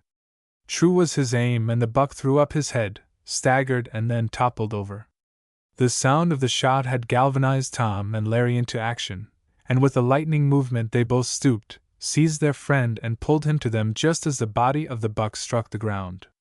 So unnerved were they all by the narrowness of the escape that for several moments no one spoke. Then Mr. Wilder rallied them by exclaiming, "See! See! The mist has lifted. There go 3 more deer up the valley. Come on! Let's see who can bring one down." The chance for a shot brought even Horace out of his fright, and in a thrice the boys had sighted their rifles and fired. But no deer dropped. "I hit one, I know I did," declared Bill. "Let's follow." "No, shoot again," returned his father. "We have the advantage here from being above." Again the rifles cracked, and this time one of the deer gave a bound in the air and dropped flat. "Hooray! We've got another!" cried the lads. "Don't fire any more. The others are out of range," declared the ranchman. "Please, just one more," begged Horace. But his father refused, telling him that a good hunter never shot when there was no hope of bringing down his game. "Never mind, we've got 2, said Larry. "I call that pretty good luck." And speculating as to whom the credit of hitting the second belonged, they all hastened to where it lay. Chapter 9: The Message from Cross-Eyed Pete. The shells shot by the rifles belonging to the 2 chums were .44-.50, while those of the Wilder boys were .30, so that it would only be possible to tell whether the boys from Ohio had proved better marksmen than the Westerners. Yet the boys were eager to settle the question. Chaffing each other good-naturedly, they tramped along, and when they saw the size of the antlers and body of the second buck they forgot all rivalry. "He's a beauty!" cried Horace. "I'm glad it wasn't he that made a jump for me. His prongs stick out a yard." Though this was an exaggeration, the branches of the antlers were, indeed, surprisingly long. "And there are 14 of the prongs," ejaculated Tom, who had been counting the sharp points. "Which makes him 15 years old," asserted Bill. "Just look at their spread, they must be all of 4 feet. "Easily," said his father. "He's the biggest buck I ever saw. Ah, here's the bullet hole, right back of the shoulder. It certainly was a splendid shot." And as he bent closer to examine it, the others awaited his decision as to which party the trophy belonged. "Ohio wins," he declared at last. "Then Tom probably got him. He's a better marksman than I am," asserted Larry. Though the Wilder boys were naturally disappointed, they made the best of it, and Bill exclaimed, "Come on, Larry. Let's go into the woods and search.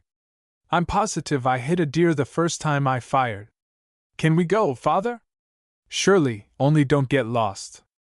It will take me some time to dress the 2 bucks. If you are not back by the time I am finished, come to the plateau. We'll wait for you there." Promising not to wander far, the elder boys entered the woods while the others assisted in dressing the monster buck. After skinning the animal, the ranchman cut out the most savory parts and placed them in the pelt. "Shall we take the antlers?" asked Horace. "They'd be fine to have mounted, but they'll be awfully in the way while we're hunting. What do you think, Mr. Wilder?" And Tom appealed to him as to their proper disposal.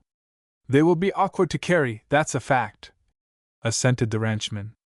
"If you want them very much, though, we can leave them here and then stop on our way home. They'll be safe enough till we get back." Readily Tom agreed, and he and Horace were just stooping to pick up one end of the hide, containing the deer meat, when Horace let out a cry. "Oh, what's that thing up by my buck? It looks like a tiger," exclaimed Tom, and then added, "But you don't have tigers out here, do you?" "No, that's a mountain lion, which is almost the same thing, though," answered Mr. Wilder. "Now's your chance to show your marksmanship, Horace. Take a good aim and see if you can't knock him over."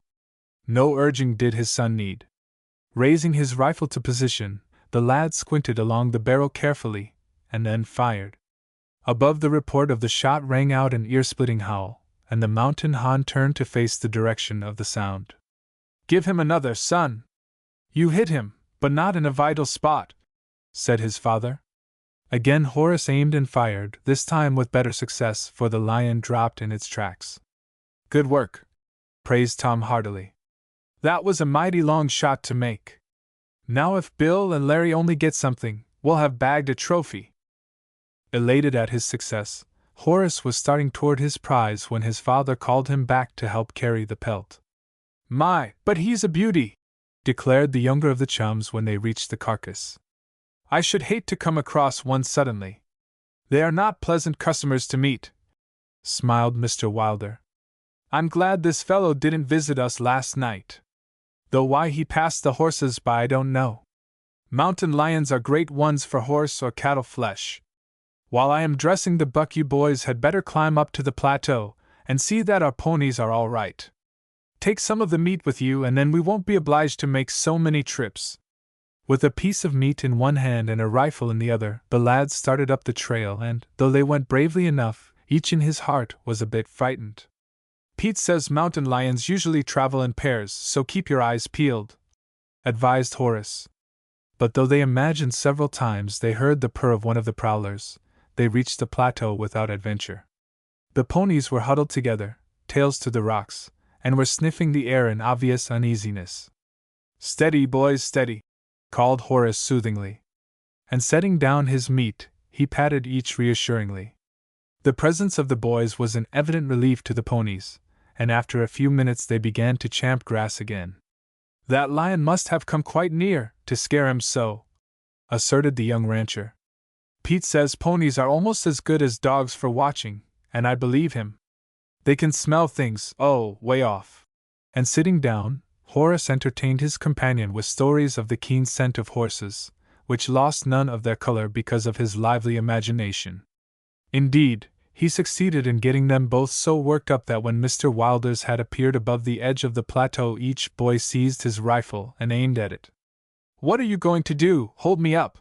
laughed the ranchman as he saw the barrels leveled at him, and then, as he noted the alarm on their faces, he added, "Steady! Put your guns down carefully." Laughing nervously, the boys obeyed. "You are a fine lot, you are," he chided, "to leave me to bring up all the meat alone. Why didn't you come back?" In explanation, Horace told how they had found the ponies and said they had stayed to quiet them. "And I'll wager you've been relating some wonderful yarns for Tom's benefit, judging from the way you received me. Now, boys," he continued seriously, "when you are in the mountains you must never talk about things that will excite you. There are so many things that can happen. A man always needs to be cool and collected, so that if emergency does arise he can think quickly and well." This bit of advice made a deep impression on the lads, and they promised to remember it. The sun was high in the heavens, and its heat was becoming terrific. "Fetch the horses and come into the woods," commanded Mr. Wilder. We'll get dinner ready and wait for Bill and Larry where it's cool. Why, it's 11:15, said Tom, looking at his watch. I had no idea it was so late. Time flies when you are hunting, returned the ranchman. A fact that you should remember, and with it that darkness falls quickly in the mountains. The ponies were nothing loath to move from the broiling plateau to the cooler woods and stood contentedly, now and then nibbling the leaves and tender twigs from the trees near them. Lighting a fire, Mr. Wilder soon had a choice slice of venison broiling in the saucepan, and the aroma was so good that the boys could hardly wait to taste the meat. At last it was ready, and they ate it ravenously. How much better it tastes when you've shot it yourself, declared Tom. I've had venison before, but it wasn't nearly so good as this. A keen appetite and the mountain air certainly do give a zest to your food, smiled the ranchman. I reckon I'll put another slice on the fire so it will be ready for the boys when they come. But it was fully an hour later before they heard the others hail.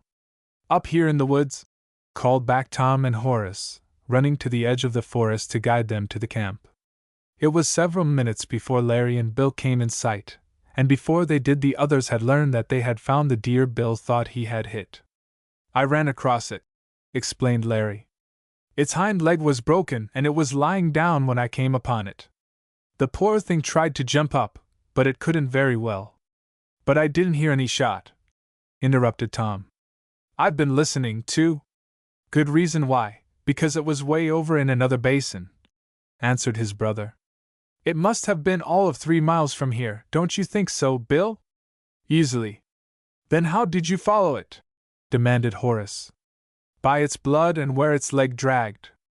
Well, I'm glad you found the poor creature and put it out of misery, declared his father. That's the only objection I have to deer hunting. The animals have such wonderful vitality that they travel miles and miles after being crippled and then drop from exhaustion, like this one. As a usual thing, I don't allow anyone to fire at a deer unless at short range. I made an exception this morning, but I never will again.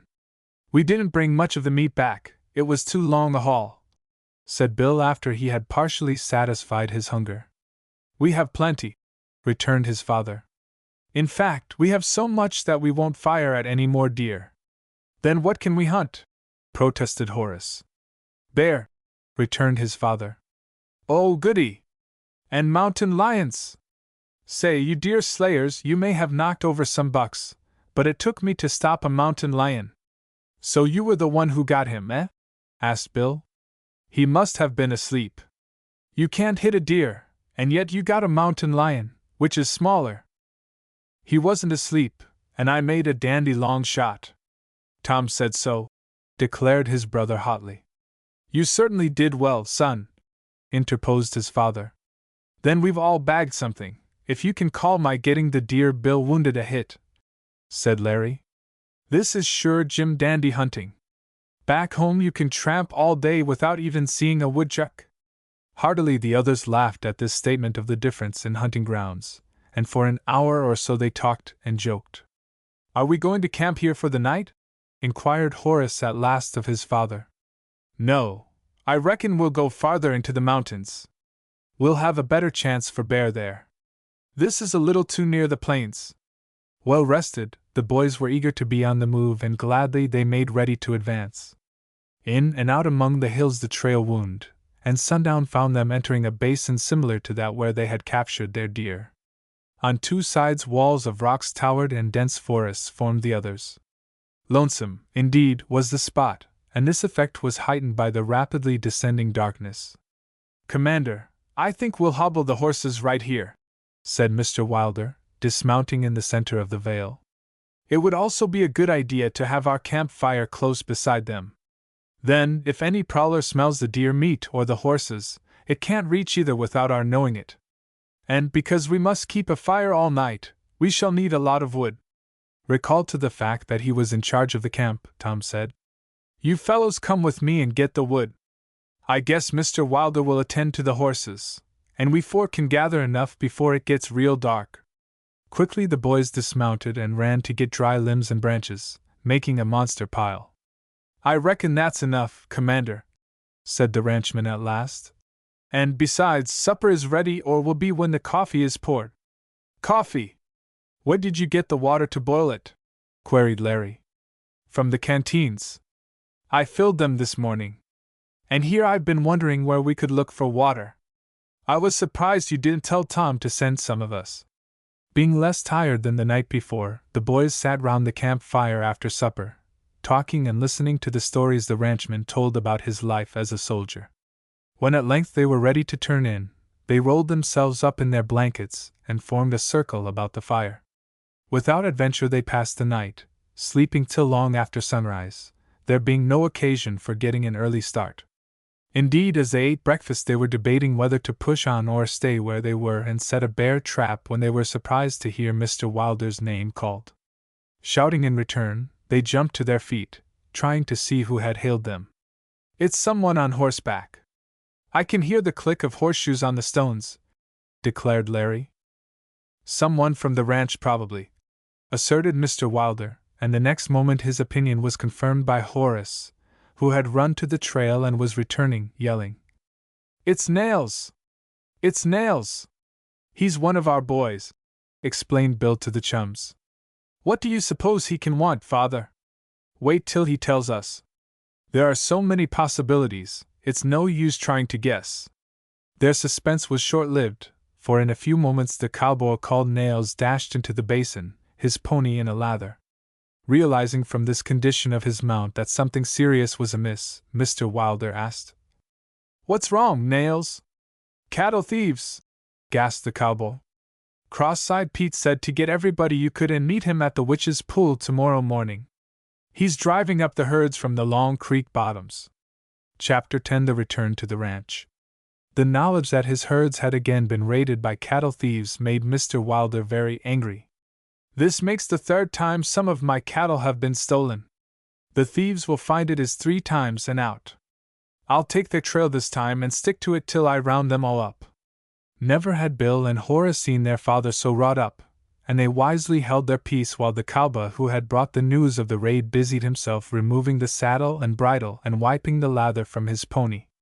Before Nails had finished the task, however, the ranchman had regained control of himself. I am glad Pete is driving the cattle home, he said quietly. They will graze about the Witch's Pool without watching, so I can take all the boys with me, and the more there are of us the less trouble we will have. Sit down and eat breakfast, Nails, and then tell me about the raid. No urging did the cowboy need, for he had not tasted a mouthful since he had left the herd, 24 hours before. He had expected to find the ranchman at his home, and when he learned Mr. Wilder had gone on a hunting trip he only stopped long enough to change ponies and then started again to find him. Attentively the boys waited on him, impatient to hear his story.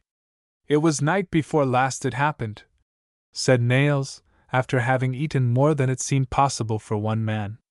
All during the day the cattle had been restless, and we boys were kept on the jump holding 'em together. But with the darkness they quieted down and we all turned in. When morning came, nary a steer was in sight. It didn't take us long to get after 'em, and in about an hour we found them. But the short-horned Durhams were missing. The best cattle in the herd, interrupted Mr. Wilder. Just what Pete said, but not in the same words, grinned Nails. But how do you know they were stolen? Asked Bill. Perhaps they only wandered off. You said the herd had been restless. 100 head don't all go together, replied the cowboy. Besides, after looking around, we found the hoofprints of 7 ponies. Which way did they drive? Demanded the ranchman. Toward Old Mex. But I reckon that's only a bluff. It's my idea the headquarters of this gang are right in these mountains somewhere. Pete thinks so too. That's why he set the pool as the meeting place. There's an old trail he knows and he wants to strike it, you agreeing of course, he added, looking toward the ranchman. We'll decide about that later. But if Pete suggested it, he has some good reason. Still, I can't see the necessity of getting any of the neighbors. It will only take time, and we can save 24 hours by riding straight to the pool from here. The reason for getting others is because the Half Moon isn't the only herd that's been raided. At this statement the Wilders were amazed. By the tracks from the direction of the 3 stars there must have been 200, at least, lifted from them. Then Jim Snyder and his outfit are on the trail by this time, declared the ranchman. No, they aren't. I saw Sandy the other day, and he said they were all going up to Talopa to bring down a herd Snyder brought from Montana. It's my idea the thieves knew this and planned a wholesale raid. That sounds likely, commented Mr. Wilder. Who do you think is at the head of it, Nails? Gus Meggett. He's the only one with the nerve to pull it off. At the mention of the ruffian cowpuncher the boys looked at one another, and then at their father, who said, That can't be, Nails. Meggett tried some of his funny business with these 2 boys, Larry and Tom Alden, up in Oklahoma the other day. And they made a monkey of him, interposed Horace gleefully. What, them 2? Returned the cowboy, looking at the brothers with keen interest. They certainly did, smiled the ranchman. So I reckon we can't blame Meggett for this raid. But he could have come by train, the short line, you know. We'll find out in time. There's no use arguing, Nails, said the ranchman. Bill, bring up Buster and Black Hawk. Tom, you will have to take Nails' pony. We must get back to the ranch as soon as possible, and that other horse is too played out. You boys can pack up and follow as fast as you can. Be at the house by the middle of the afternoon, at the latest. Mind now, I have enough to think of without worrying about you. Nails was helping Bill with the ponies, and almost as soon as Mr. Wilder had finished his instructions the animals were ready. Vaulting into the saddle, the ranchman again cautioned the boys to be careful, shook out his reins and rode from the basin at a gallop, the cowboy close behind.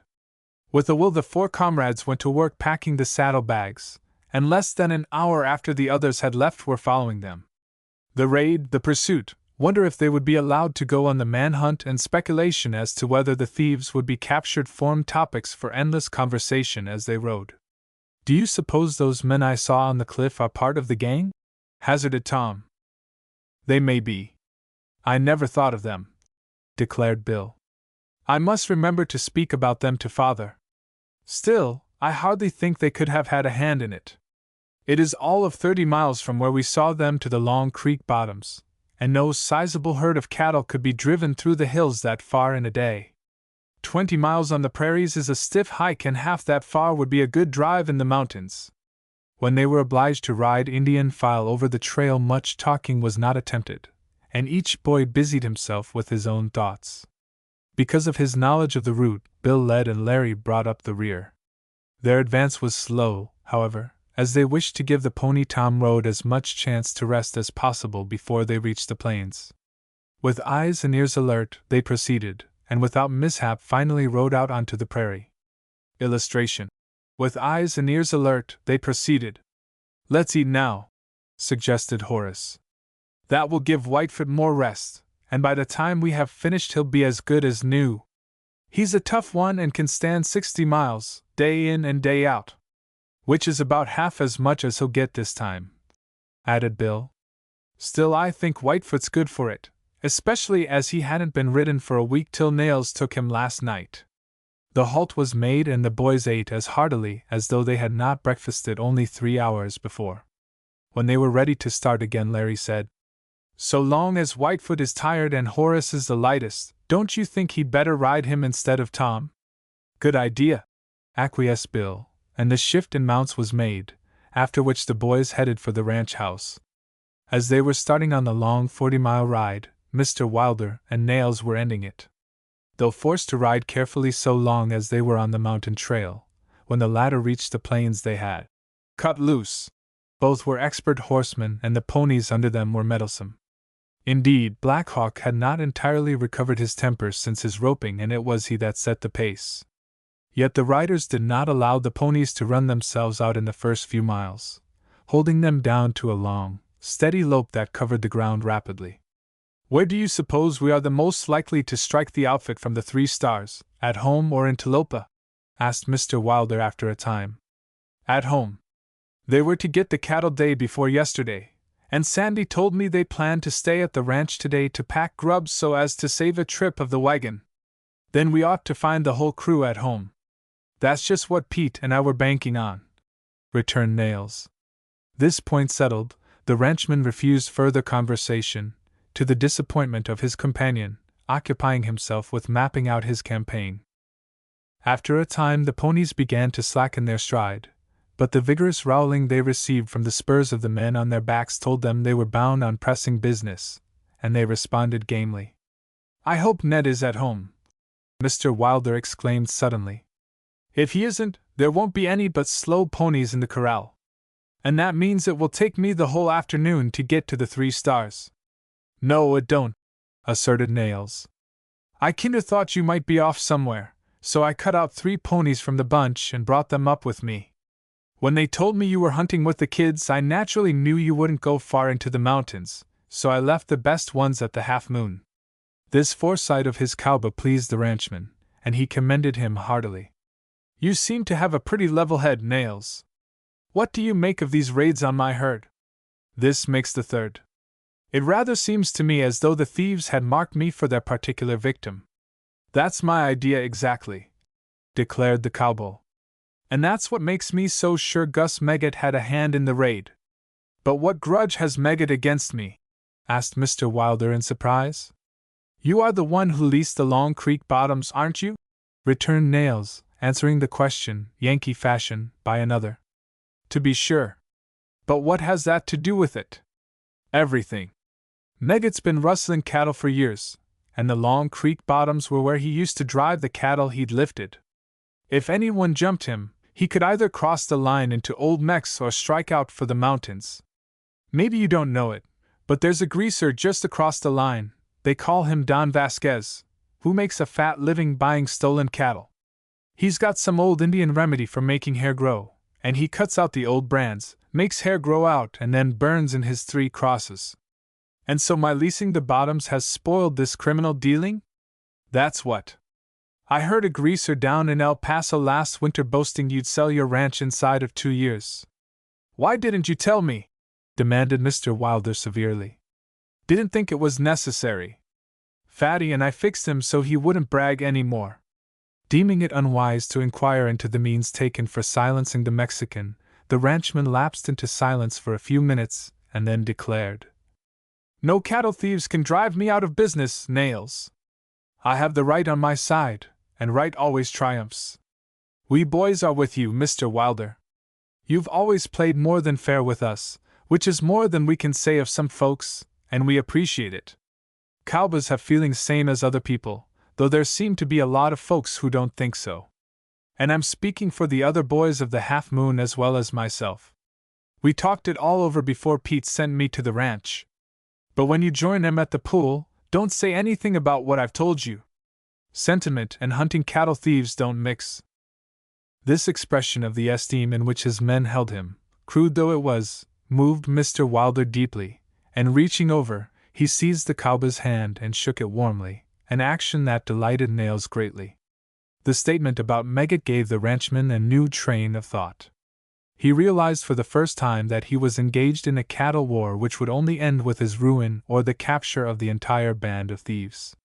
And being a man who could not be frightened, the owner of the Half Moon Ranch vowed to accomplish the latter alternative. The hard ride was tiring the ponies, wiry though they were, and the men on their backs were obliged to resort to almost continual use of their spurs. But at last the buildings of the ranch home came into view, and soon Mr. Wilder and Nails were at the corral. "Saddle the best of the bunch for me," ordered the ranchman as he dismounted. "I'll go to the house for a bite and then start for the 3 Stars. "What about me?" inquired the cowboy, disappointment in his voice at the thought of being left behind. "I want you to ride into Talopa. Don't say anything about the raid. Just listen round and see if you can learn anything." And turning on his heel, Mr. Wilder started for the house. "Where are the boys? You didn't let them stay to hunt, did you?" inquired his wife anxiously as he sat down at the table and ordered Hopjoy to bring him something to eat. "No, they'll be here during the afternoon. I'm going to get Jim Snyder and his outfit. Nails says they are at home." And briefly he told her of the information he had received from his cowboy. No longer than necessary did the ranchman linger at the table, and when he had finished a hasty meal went out, mounted the pony Nails held waiting and galloped away in the direction of the Three Stars Ranch, which lay to the east. Having far less to go, the cowboy ate leisurely and then rode toward Talopa. In the meantime, the four boys were making the best time they could, but before they had covered half the distance, Whitefoot gave out completely. For a time they proceeded, with Horace riding now with one boy and now with another. But it was slow work, and at last Bill suggested that he ride on ahead, get fresh horses, and return. After some argument, this plan was agreed upon. As she saw her elder son ride up alone, Mrs. Wilder was greatly alarmed, but he quickly reassured her, and with Ned's help caught two ponies, saddled them, and went back to meet the others, all reaching the house a little later. Chapter 11 Preparations for Pursuit. "Oh dear! Father and Nails have gone!" exclaimed Horace as he counted the ponies in the corral while the others were unsaddling. "Now we can't go with them. I was afraid that was what Father intended when he didn't wait for us. But Buster and Black Hawk are here, and there's one more pony than before," returned Larry. "That doesn't prove anything. Ned told me Nails brought in 3 extra ponies with him," said Bill. "Then you have known all the time that Father and Nails were gone and never told us?" demanded Horace. "It was because I didn't know for certain where they had gone that I said nothing," replied his brother. "Ned was away when they arrived and departed. Here comes Mother, you can find out from her." After returning Mrs. Wilder's greetings and giving her a brief account of the trip, Horace asked, "How long have Father and Nails been gone? I think it was mean of them to give us the slip like that." "But they haven't gone to the hills yet," returned his mother. "Your father has ridden over to the Three Stars and Nails has gone to Talopa." "Oh, goody!" exclaimed Horace. "We may be able to go, after all. Momsey, won't you try to make Father take us?" It was only with this last question that Mrs. Wilder understood the purpose of her son's eager inquiries, and the disclosure did not tend to quiet the anxiety she felt over the outcome of the pursuit. Yet she only said, "That is a question for your father to decide. I think, though, that you would want to stay here and protect me. But you are in no danger, Momsey. Besides, Ned and Hopjoy are here." The thought of the Chinaman as a protector made the other boys laugh, and realizing that they could not count on her espousal of their cause, they went off to the wagon sheds to devise a plan to win permission from the ranchman. As the owner of the Half Moon galloped up to the ranch house of the Three Stars, his horse literally dripping water, Jim Snyder and his cowboys ran up from all directions to learn the cause of such evident hard riding. To the accompaniment of various exclamations of anger and surprise, Mr. Wilder hurriedly told his neighbors of the raid. "That's Meggett's work!" ejaculated Snyder as the story was completed. "He's the only one cute enough and with nerve enough to do it. I didn't suppose anyone knew my herd was unwatched, yet the minute my boys ride and the gang raids it. Wilder, if you and I are to stay on our ranches, we must round up these cattle thieves." "That's my idea exactly," declared the owner of the Half Moon. "That's why I rode over. My boys and I start tomorrow morning, and I want to know how many from the Three Stars will go with me." "Every man jack of us, save the cook and grub man," replied Snyder. "That makes 9. Good. We'll ride back to the Half Moon for supper and then go to the pool. The sooner we start the better. If you'll lend me a fresh pony, I can travel faster." Without waiting for orders from their master, the boys of the Three Stars ran to the corral, all agog with the excitement at the unexpected turn of affairs. When the two ranch owners were alone, Mr. Wilder imparted his information about Meggett's enmity and the Mexican, Don Vasquez. The facts amazed the proprietor of the Three Stars, and the two men were discussing the evident declaration of a cattle war, especially against the Half Moon, when the cowboys trotted up with the ponies. Deeming the information too important for general discussion with the men, the ranch owners swung into their saddles, changing their topic of conversation to the trails that would be the most likely to be taken by the raiders. Never sparing their mounts, they reached the Half Moon just at dusk, and their arrival threw the boys into great excitement. "Has Nails returned?" asked Mr. Wilder of Ned. "Not yet. Send him to me when he comes." Make the boys from the 3 Stars at home in the bunkhouse, and tell Hopjoy to give us supper as soon as he can. Also have him pack some bacon, sugar, coffee, crackers and donuts, enough to last the Half Moon outfit a week. When it's ready, hitch up and carry it to Pete at the Witch's Pool. Hello? Glad you lads arrived all right, he added as he caught sight of the boys. Any trouble? Nothing, only Whitefoot gave out. I had to come on and get another pony, replied Bill. Good. Snyder, I want you to know Larry and Tom Alden, continued Mr. Wilder, introducing the boys, adding in a low voice. They are the lads about whom I told you.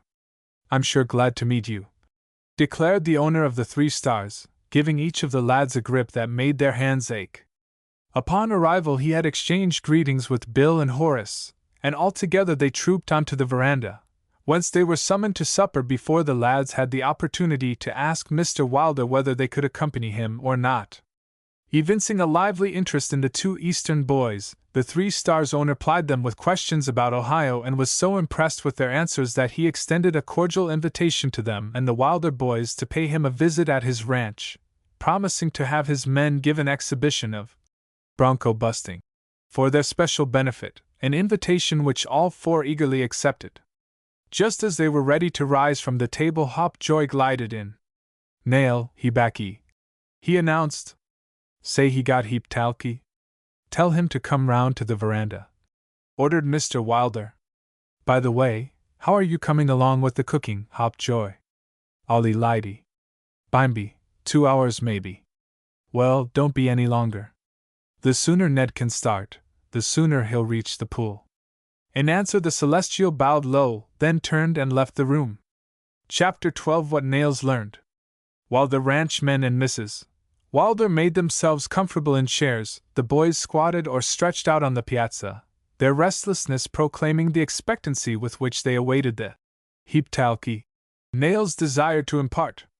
The cowboy soon appeared, and after seating himself at Mr. Wilder's bidding, launched into an account of what he had learned in Talopa. There are 20 of them in the gang, he said, and Meggett has joined them by this time, though he wasn't with them when they made the raids. As near as I could make out, their headquarters are in the Lost Lode mine. There are 3 trails to it, one leading in somewhere near the trail you all took on your hunting trip and the others to the south, along which they drive the cattle they steal. Mr. Wilder, you don't suppose that could be the trail where I saw those men crossing the face of the cliff, do you? Interrupted Tom. I shouldn't doubt it a bit. I'd forgotten about them entirely. And he briefly told Snyder of the figures they all had seen, adding, Much obliged for reminding me, Tom. That may have been Meggett and the fellows you met with him. Go on, Nails, anything more? Nothing but that it's my opinion they have a spy in Talopa who keeps them mighty well informed on the happenings at the Half Moon and 3 Stars ranches. At the words Mr. Wilder and his neighbor exchanged significant glances. What makes you think so? The latter asked. Where did you learn all this, anyhow? Oh, just nosing round, drawled Nails, but his tone suggested that he was sure of his information and at the same time unwilling to disclose its source. You certainly did well, Nails, complimented his master. Knowing how many there are in the gang will enable us to lay definite plans for action. Now go and get your supper. I suppose you have seen the boys from the 3 Stars in the bunkhouse? I could hear 'em halfway to Talopa. Then tell them we'll start. At what time do you think Pete will reach the pool? About midnight. Good. Be ready to move by 10 o'clock. And tell my outfit to make less noise, added Mr. Snyder. Until they could hear the other cowboys greeting Nails, the 2 men were silent, and then Mr. Wilder declared, I had no idea Meggett had 20 men with him. It's a good thing we found out. Let's see, there are 9 of you from the 3 Stars, 9 of my boys and myself. That makes 19. And the 4 of us, that makes 23. Added Horace, deeming the moment auspicious for settling the question that was uppermost in the minds of all the lads. Your arithmetic is better than your facts, laughed his father. Oh, can we go, please? If Meggett should see Larry and Tom, he might run in. On the contrary, I'm afraid he might try to wipe out the disgrace they put upon him. No, my son, it's going to be a hard trip. If you were along, I should be worrying about you all the time. Besides," he added, noting the keen disappointment his refusal brought, "I shall need you here so you can ride down to the pool every day and see that the cattle and horses are all right." "That's well enough for the others. They would be in the way, but I wouldn't," protested Bill.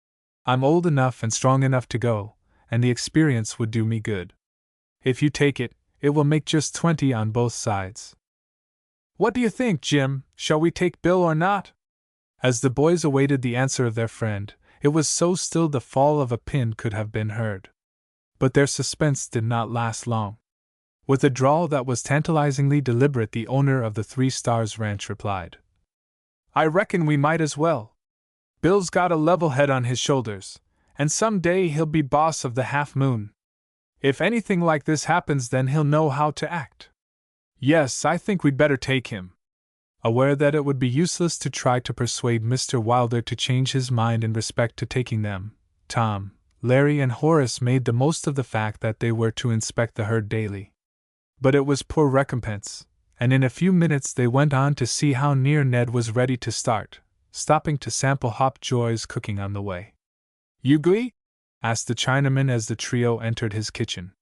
"Going to eat?" grinned Horace, helping himself to a doughnut, and just managing to dodge a potato that Hopjoy tossed at him. "Shoo! Shoo! Luin out! Me by gee hully! No plague! No plague! Poor fellow! It must be some job to get enough food ready for 12 men. Come on, let's leave him alone," said Larry. "I'd like to go down to the bunkhouse." "That's so. Maybe Sandy or some of his boys know the trail to the lost load," agreed Horace. And to the Chinaman's surprise, they left him in peace. The men from the 3 Stars were lying in the bunks and sprawling on the benches, getting what rest they could in anticipation of many long hours in the saddle, laughing and talking the while. At the entrance of the trio, the chatter ceased, and the cowboys stared at the 2 Eastern boys with undisguised interest. "Boys, these are the famous cowboy tamers, Larry and Tom Alden," said Horace, bowing in feigned deference and indicating his friends with a wave of his hand. "Don't be afraid, though. We won't try our hands on you unless you get gay with us," declared Larry seriously. Thank ye kindly, on behalf of me and my men," bowed Sandy gravely, and then they all burst into a roar of laughter. Cowboys love a joke, and the words and manner of the brothers, together with their clean-cut faces and manly bearing, appealed to them, winning the way to their good graces as nothing else could. All reserve thus broken, the men bade the lads sit down. "I suppose you'll be going with us?" hazarded Sandy. "No, father won't let us. He thinks we're only babies. Says he's afraid we'll be in the way. So we've got to stay home and watch the herd at the witch's pool." "You may have your hands full at that," declared one of the cowboys. "Keep quiet," growled Sandy, frowning at the speaker. But the remark had suggested all sorts of possibilities to the lads, and glancing at Tom and Larry, Horace asked, "What makes you think so?" Again Sandy cast a look full of meaning at his fellow, and the cowboy answered, "Oh, nothing in particular. I was just talking." The boys had noted Sandy's glances, however, and the reply only whetted their curiosity. Drawing himself to his full height and striving to be as severe as possible, Horace said, "If any of you men know of any trouble that may come to the Half Moon herd, it is your duty to tell my father before he goes away." The words and the seriousness of the boy standing before them sent the men into another roar of laughter. But Sandy hastened to say, "There's nothing we know, kid. Skinny was only joking." Horace was about to reply when Hopjoy poked his head through the door, saying, "Glub all ready, Ned?" "All right, Hop." And springing from his bunk, Ned went out to harness his horses, accompanied by several of the cowboys. For an hour or so the chums stayed in the bunkhouse, listening to stories of marvelous feats of bronco busting and whatever else the men pleased to tell them, only leaving when Nails announced it was time to go to the corral and saddle up. "Aren't you going with them?" asked Tom. "No," returned Horace. "We are liable to get hurt, it's so dark. We couldn't see anything if we did go." Besides, Father may have some orders to give us. The only instructions Mr. Wilder had to give, however, were to be careful not to do anything that would cause his wife to worry about them. Suppose the herd gets in trouble, what shall we do? Persisted Horace, on whose excited mind the words of the Three Stars cowboy had made a lasting impression. Use your own judgment. But don't let your imagination play tricks on you. The cattle will be all right, unless you get them restless. Oh, we won't do that, quickly declared Larry. We'll take such good care of them, you will want to hire us as cowboys when you get back. The shouts from the corral told the ranchmen that the time for the start had arrived, and quickly they made themselves ready, while Hopjoy appeared to say he had sent saddle bags with food for Mr. Wilder and Bill by Ned. With a great clatter of hoofs, the cowboys rode up. The Wilders and Mr. Snyder bade a hurried goodbye, mounted and galloped away into the darkness of the night, with the wishes of Mrs. Wilder and the boys for success and a speedy return ringing in their ears. Chapter 13. Out on the Plains. Unlike the night when the hunting party had ridden over the plains, black clouds covered the sky, making the darkness so intense that the riders could not see 50 feet ahead of them. But Mr. Wilder and Nails knew the route well, so that the absence of the moon made no great difference. That they need not tire their mounts by hard riding, Mr. Wilder had purposely set the start early and, with Snyder on one side and Bill on the other, he led the cavalcade, setting the pace at a slow lope. Now and then the cowboys talked or laughed, but for the most part they were silent, the creak of the saddle leathers and the swish of the horses' legs as they brushed through the grass being the only sounds to tell that a body of men were riding through the darkness. So lonesome was the ranch house after the departure of the party that, though they made several attempts to talk, Horace and the two Eastern lads finally decided to go to bed, to the evident relief of Mrs. Wilder.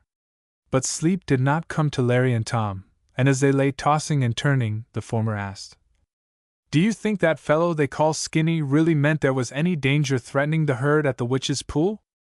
"I don't believe so," replied Tom. "I suppose there is always the chance that a lot of things may happen to a big herd like that. Some of them might try to wander away or they might get frightened and stampede. I read about a stampede once where the cattle ran right over the edge of a cliff. Well, they couldn't do that at the pool, because there aren't any cliffs near there," replied Tom. Larry was not satisfied, however, and said, "I wonder what cowboys do to stop a stampede? I wish we'd thought to ask Mr. Wilder." "Don't always be looking for trouble, Larry," protested his brother. "Still, we ought to know. He said he'd hold us responsible for the cattle. We can ask Ned when he gets back, if you really want to know. But don't, for goodness sake, let Horace hear you. His imagination is so lively that he would think it was a stampede every time the cattle moved. I think it was because Horace is so excitable that Mr. Wilder had us stay home. He probably thought we were older and could steady him down. Now don't try to think up any more things that might happen. I'm tired and want to go to sleep." And turning his back to his brother, Tom refused to talk any more. Out on the prairie the body of horsemen were riding silently and steadily. "I hope we shall not be obliged to wait long for Pete," said Bill, giving voice to his thoughts. "He'll be on hand barring accidents," returned his father. This confidence of the owner of the Half Moon in his foreman was justified, when, at the end of another hour, the men caught the flare of a camp fire in the direction of the pool. "Must have hurried some," asserted Snyder. But this comment elicited no other response than a quickening of the pace. When they were within a mile of the fire, Mr. Wilder drew rein. "You boys wait here," he commanded. "I haven't any doubt but that it's Pete's fire. Still, it won't pay to take any chances. Snyder and I will ride ahead to reconnoiter. If we are not back within half an hour, you'll know it's all right and can follow." Little relishing the enforced halt, the cowboys, however, obeyed, some of them dismounting and stretching out in the grass. Riding a rod or so from the others, Bill, Nails, and Sandy eagerly peered through the darkness, listening intently for any sound that should indicate danger. The two ranch owners, being experienced in the art of scouting, rode to the left into a roll of the plains, one crest of which shut them off from the light. For they were aware that should they ride in its glare they would be seen by whoever was about the fire, and they wished to make sure it was Pete and his men at the pool before disclosing themselves. But their caution was unnecessary. When they had covered only a little more than half the distance, the lowing of cattle broke on their ears. "That's the Half Moon outfit, sure enough," declared Snyder. And putting spurs to their ponies, the ranch owners galloped straight for the fire. "Queer we can't see any of the boys," muttered Mr. Wilder in a low voice. "I know they are tired. But all things considered, one of them at least ought to be on watch if for nothing else than to keep the cattle from breaking away. That they are restless, you can tell from their lowing. It's no wonder the raiders were able to cut out my short-horn Durhams if the boys didn't keep better watch." His tone showed deep annoyance, and he was on the point of speaking again when a sharp challenge rang out from their left. "Who goes there?" Instantly Mr. Wilder's anger vanished as he recognized the voice of his foreman and replied, "Don't get excited, Pete. It's only Jim Snyder and me." In response to his master's greeting, the cowboy sprang to his feet, and a movement of his hand toward his belt showed both ranchmen that he had been prepared to dispute their advance should they have proven foes instead of friends. "Where are the others? You two didn't come alone, did you?" "I told Nails to have you get as many as you could," said the foreman. "We left them back yonder," returned the owner of the Half Moon. "Nails said we were to meet you in the morning, and when we saw the fire, Jim and I thought we'd make sure it was you." "Well, I'm glad you've come," responded Pete. "Now we can get on the trail so much the sooner. How many did you bring?" "9 from the 3 Stars, including Jim, Bill, Nails, and myself. With your boys that will make 20, just the number of the raiders." As he uttered the last words, Mr. Wilder expected his foreman to evince surprise, but instead he and Snyder were the ones to be taken aback as Pete remarked, "So Nails found out, did he? What else did he learn?" Briefly, the owner of the Half Moon reported the information Nails had gleaned at Talopa, and then told him of the opinions he and the proprietor of the 3 Stars had formed. "You got the lay of the land down to the last sagebrush," declared the foreman. "But we will put a crimp in Meggett's plans that he will not forget. My men are asleep by the fire, so there is no use waking them till we've decided what to do." "Then we must get down to business," returned his master. "I told the boys to ride up unless we returned in half an hour." A moment there was silence, as though each were waiting for the other to make some suggestion as to the best course to pursue, and then Mr. Wilder said, "So long as we know the headquarters are in the Lost Lode mine, it seems to me we had better strike for it direct. Nails told me you knew some trail," and he looked at Pete. "I know trails enough, but which is the one that leads to the Lost Lode, I can't say. That's just the trouble. It would take a month of Sundays to ride them all down. While we were driving the cattle up here, I was trying to figure out which trail to take in case Nails found the mine was the place." "You have tried some of the trails, haven't you, Pete?" inquired the owner of the 3 Stars. "Sure. There are 6 I know that don't lead to the mine. That leaves 3 between the pool and the Long Creek bottoms, and it may be any one of them." "Why do you think so?" asked his master. "Because I know the right trail is between the pool and the bottoms." Again the men lapsed into silence, which Mr. Snyder broke by inquiring, "What was it that young Alden mentioned about men crossing the dirt?" "That's so. I'd forgotten it again." And quickly Mr. Wilder narrated the incident to his foreman. "Probably that was Meggett," asserted Pete. "But that doesn't help us much. We don't know where that trail breaks on the plains. Besides, while we practically know the headquarters are near the old mine, we don't know they are driving the cattle there. They may be heading straight for Don Vasquez's ranch. The plan that I kind of made up was to follow the trail from the bottoms till we were sure which way the raiders were headed. If it's for the mine, we can ride back along the plains and try out my 3 trails." "But why not follow the cattle?" interrupted Mr. Wilder. "Because I'd rather head them off than creep up on them. The raiders will be expecting us from behind. By riding on the prairie we can cover 10 miles to their one, which will give us time to try out the 3 trails, and when we find the right one, we can get in ahead and block the trail." Chapter 14 Another Discovery. For several minutes the ranch owners discussed the suggestion and finally decided to act on it unless circumstances should make a change advisable. Having settled the matter, they rode to the fire and aroused the sleeping cowboys, being joined a few minutes later by Bill, Sandy, and the others. Soon the men of the Half Moon were saddling their ponies. "Queer we don't meet Ned anywhere," Bill exclaimed. "I see from the bags he's been here, Pete. He got here all right, but he didn't like to go back very well. Had a bad case of nerves, so he took down the white awning." "It's just as well," returned Mr. Wilder.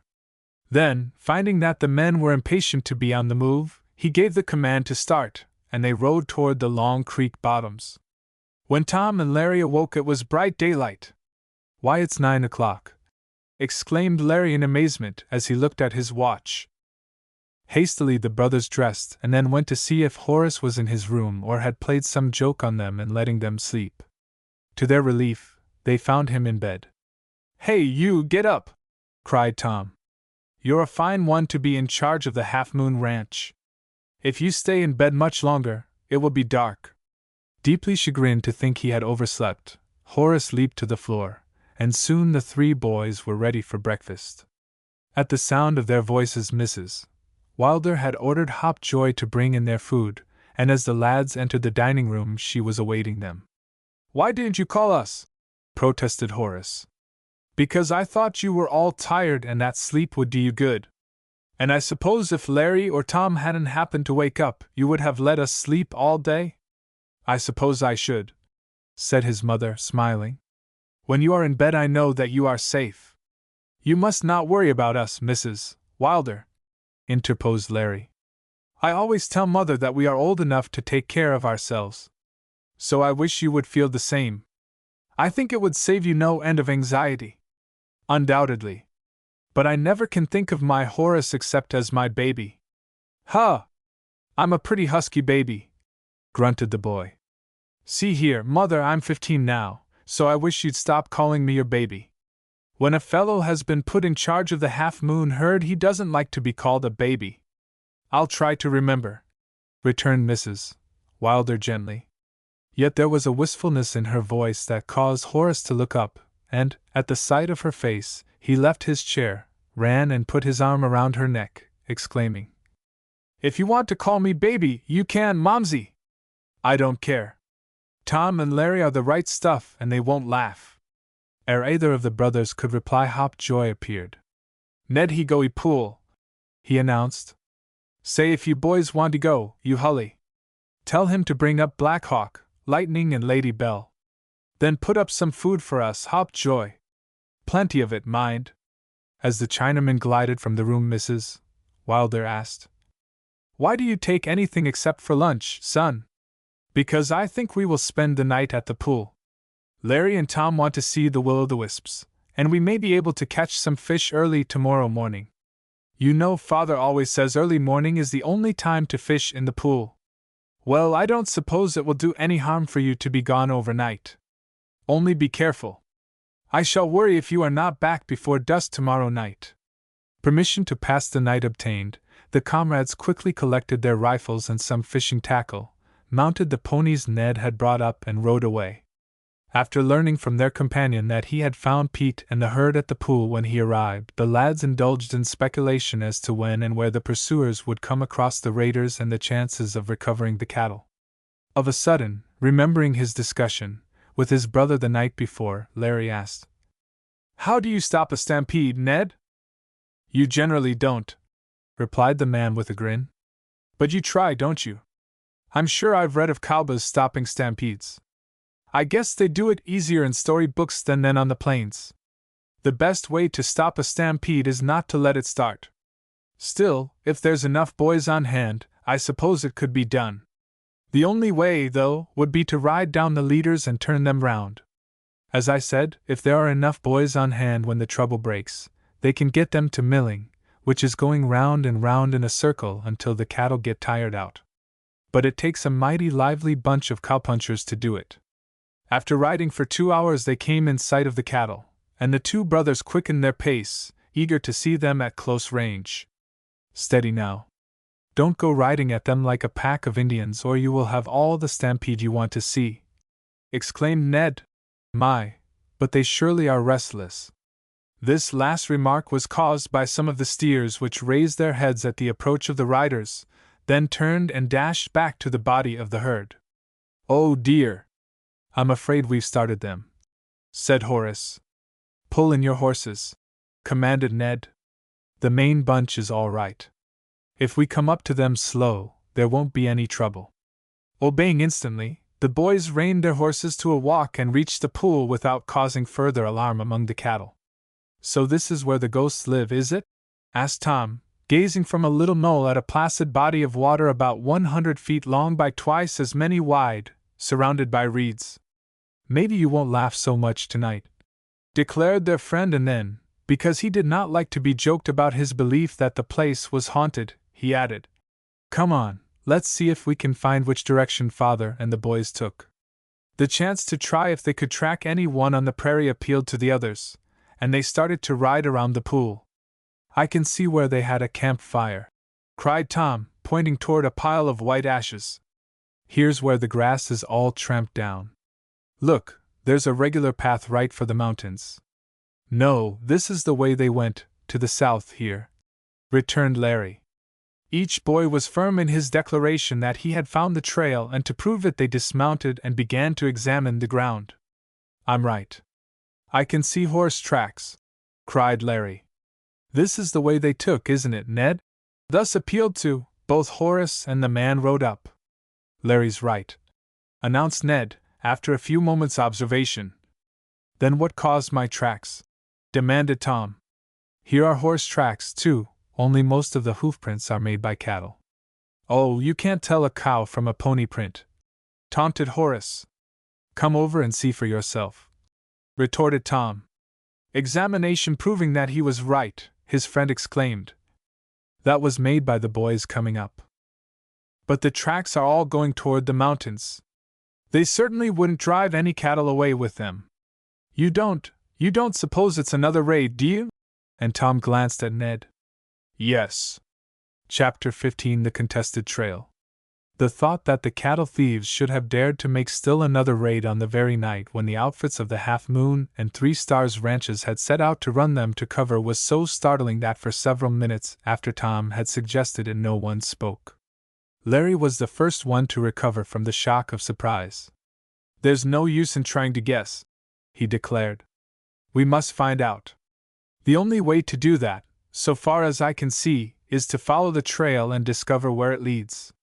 This proposition received the excited endorsement of the other 2 boys, and Horace added, "Wouldn't it be dandy if we could round up Megget and his men before Father and the others?" "Come on. Don't be in too much of a hurry," urged Tom. "Oh, if you are afraid to go, you needn't. I'll go alone," sneered Horace. Flushing at the taunt of cowardice, Tom bit his lips that he might not say anything he should regret. "You ought to know, Horace, that neither Larry nor I are afraid," he responded. "I was only thinking about your mother. We promised her we would be back by tomorrow night. The idea of our going in pursuit of Megget by ourselves is foolish. The thing to do is to make sure this trail leads into the mountains, and then go and try to find your father and his men." "Now you're talking sense," interrupted Ned. "To find them will certainly take us longer than until tomorrow night. In order that Mrs. Wilder need not worry, we must let her know of the change in our plans." "That's so," agreed Larry. "Still, there is no reason for our all going back. One is enough. Let's draw lots to see who it shall be." "Not much," returned Horace. "So long as Father and Bill are away, I am in charge of the Half Moon. The rest of you must do as I say. Ned is the one to go back." "But you boys don't know anything about the trails," protested the man. "You will get lost." "We certainly can follow this one," retorted Horace hotly. "And we can always find our way back. Just tell Mother we shall join Father." In vain the driver of the grub wagon endeavored to dissuade the lads, but the thought of taking part in the pursuit of the raiders, after all, made them deaf to all his arguments, and at last Horace exclaimed impatiently, "You are only delaying us, Ned. I say you are to return to the ranch. That settles it. Larry and Tom and I are going to take the trail," and without further ado, He shook out his pony and headed for the mountains, the two brothers at his side. The pace at which Horace rode was terrific, and because of the hot sun, the horses were soon covered with lather. "Look here, we've got to go at a slower gait," announced Larry. "If we keep up this clip, our ponies will give out. They can't stand it, and the heat, too. And if they do give out, it will be sure to be just at the very time we need them most." "But we'll soon be in the mountains, and then it will be cooler," asserted Horace. "I want to overhaul the raiders before night. Won't Father and the others feel small when they learn that we three, whom they left behind because we were too young, have rounded up Megget?" "You don't mean to say that you intend for us three to tackle the raiders alone?" exclaimed Tom. "Why not?" "Because we wouldn't stand one chance in 1,000, no, nor in 10,000, of being able to capture them. We don't know the trail at all, and they probably are familiar with every rock and turn in it. If they should discover that we were pursuing them, all they would need do would be to lie in wait for us and capture us when we came along." The truth of what the younger of the chums said was so evident that even the impetuous Horace was forced to admit it. "Then what shall we do?" he asked. "If you have any better plan to suggest, out with it." Tom, however, could think of nothing feasible and was silent. The boys had pulled their ponies down to a walk, and for several minutes none of them spoke. Of a sudden Black Hawk raised his head, sniffed the air, and then uttered a low whinny.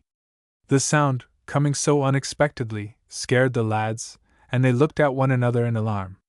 "He smells something," exclaimed Horace in a whisper, as though fearing to speak out loud. The boys were in the lowland between two crests of the rolling plains. "Perhaps it's the cattle. They may be on the other side of that rise in the plains," returned Larry. Anxiously the three boys gazed toward the crest. The thought that they might be close upon the very men they were chasing startled them, and they were at a loss as to the best thing to do. "If it is the raiders and the cattle Black Hawk scented, then they'll be on the lookout for us," murmured Tom. "They could hear that whinny for—" "By Jove! It is they!" cried Larry excitedly. "See those horses' ears bobbing?" And he pointed to the south. Following his finger, his companions beheld two sharp points steadily advancing from the farther side of the crest.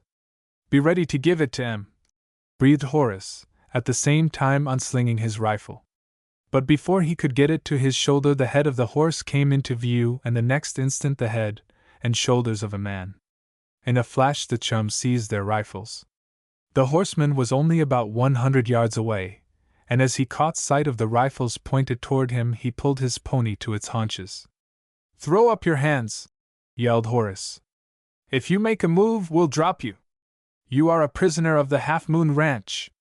As the horseman heard the name, he shouted, "Steady there! I'm Jim Jeffries. What are you up to, anyhow?" "Who's Jim Jeffries?" demanded Larry of Horace. "He's one of our neighbors, if it's him."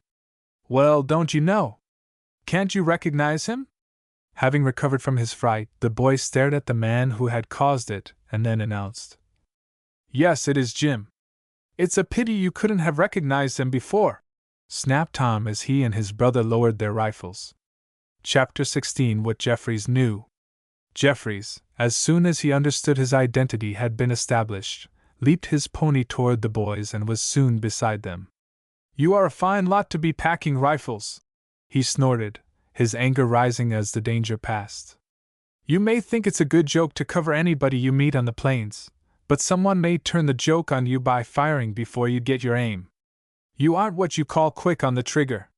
Which is fortunate for you, in this case," declared Larry, resenting the manner and tone of the stranger. The sight of the two serious-faced boys, whose eyes showed them to be keen and alert, brought Jeffries to his senses. "I reckon you're right," he exclaimed. "But what's up, Horace? If you and your friends are out for a little excitement, just take my tip and turn your attention to jumping a coyote, or you may." "We are not after excitement," retorted the boy from the Half Moon Ranch. "We don't have to go looking for it. We've got all we want. Some of Megget's gang have raided our herd." "No? It must have been them I saw over near the hills early this morning." "Where were they? Which way were they going? How many were there of them?" demanded the lads, each one asking a question. It was just after sunup. I was too far away to recognize the cattle, but I counted 4 men. As they only had about 50 head with them, I sort of suspected something was wrong, so I got out of sight before they could see me. Leastways, if they did, they didn't make any move to get me. Where have you been? I've been up in the hills for a few days prospecting. Did you find the mine? Inquired Tom, forgetting the raid and pursuit in his eagerness to learn about the lost lode. No, I didn't. I just learned another trail, which isn't the right one. Larry, however, was more interested in the cattle thieves and brought the conversation back to them. Were the men near the hills when you saw them? He asked. About a quarter of a mile away. Then come on. We must get to the hills so we can find their trail, declared Horace. You kids sure ain't going after Em alone? Exclaimed Jeffries incredulously. But if there are only 4 of them? To you 3, and they are men, don't forget that. But you'll make 4, suggested Tom. Providing I was going with you, which I ain't, I'd like to, but I reckon I'd better ride back to my own ranch and see they haven't lifted any of my cattle. If they have, I'll get my boys and take up the trail. Realizing from the expressions on their faces that the lads were surprised as well as disappointed at his refusal to accompany them, the horseman said, You all just take my advice and don't try to follow those raiders into the mountains. What you want to do is to find Wilder and Snyder as quick as you can, providing you won't go back to your ranch, where you ought to be. Which you can bet your whole outfit we won't, snapped Horace. We started on this chase and we're going to stay on it. Jeffries smiled at the determined manner of the young rancher. Then join your father as soon as you can. Don't try any fool stunt like going into the mountains. Remember, when you are on the prairie you can SEC on all sides of you. Except when you're behind a crest, chuckled Tom. At this reference to the recent contretemps Jeffries frowned, started to say something and instead dug his spurs into his pony, galloping away without even so much as looking back. He's a fine neighbor, not, declared Larry as the trio resumed their way. I should have thought he would be only too glad to help your father and Mr. Snyder get back their cattle. He isn't very keen for the half-moon, rejoined Horace. Father beat him in a law case over a boundary line once, and he's never forgotten it. And I reckon he won't forget his meeting with us today, said Tom, grinning. At the memory of the reception they had given, Jeffries the Comrades had a hearty laugh. Still, he gave us some good advice, asserted Larry. I agree with him that the thing for us is to find the half-moon and 3 Stars crowd as soon as we can. Which seems to be a pretty big order in itself, mused Tom. I say we go and see where they drove the cattle into the hills and then decide. This suggestion met with no opposition, and as the boys rode toward the mountains, the wooded sides of which looked inviting because of the relief they promised from the torrid heat of the plains, they discussed various plans, only to discard them. At last they reached the hills. Dismounting, they hobbled their ponies, removed the saddles and bridles sticky with lather, and then broke out some lunch which they ate ravenously, despite the fact that their mouths were almost parched. Greatly refreshed by the food, the boys decided to follow the trail of the cattle till they could get some idea of its direction. Let's go on foot, suggested Tom. The ponies will be all right, the rest will do them good, and we can get through the brush and over the rocks with less noise. Readily his companions agreed, and picking up their rifles, they quickly found the tracks made by the cattle. For some distance the trail seemed more like an abandoned wood road than anything else. But gradually it began to grow narrower, and at last became no more than a path winding in and out among the rocks. Several times some sound caused the boys to raise their guns to their shoulders and peer about in all directions. But nothing could they see save the trees and rocks, and they ascribed the noises to some denizen of the forest roaming about. Of a sudden Tom, who was in the lead, stopped. I smell something awful queer, he whispered. The trail wound along the edge of a sharp descent, and just ahead was an abrupt turn. Ere either Larry or Horace could reply to their companion's announcement, all 3 were dumbfounded to see a big, shaggy brown head appear round the turn in the trail. It's a bear, gasped Horace. At the sight of the 3 boys the big head had paused in surprise. Then its lips began to curl, disclosing a wicked-looking set of teeth, and finally it broke into a savage snarl, at the same time rising in the air. "He's getting to his hind legs." "That means fight," breathed Horace. "Come on, let's run."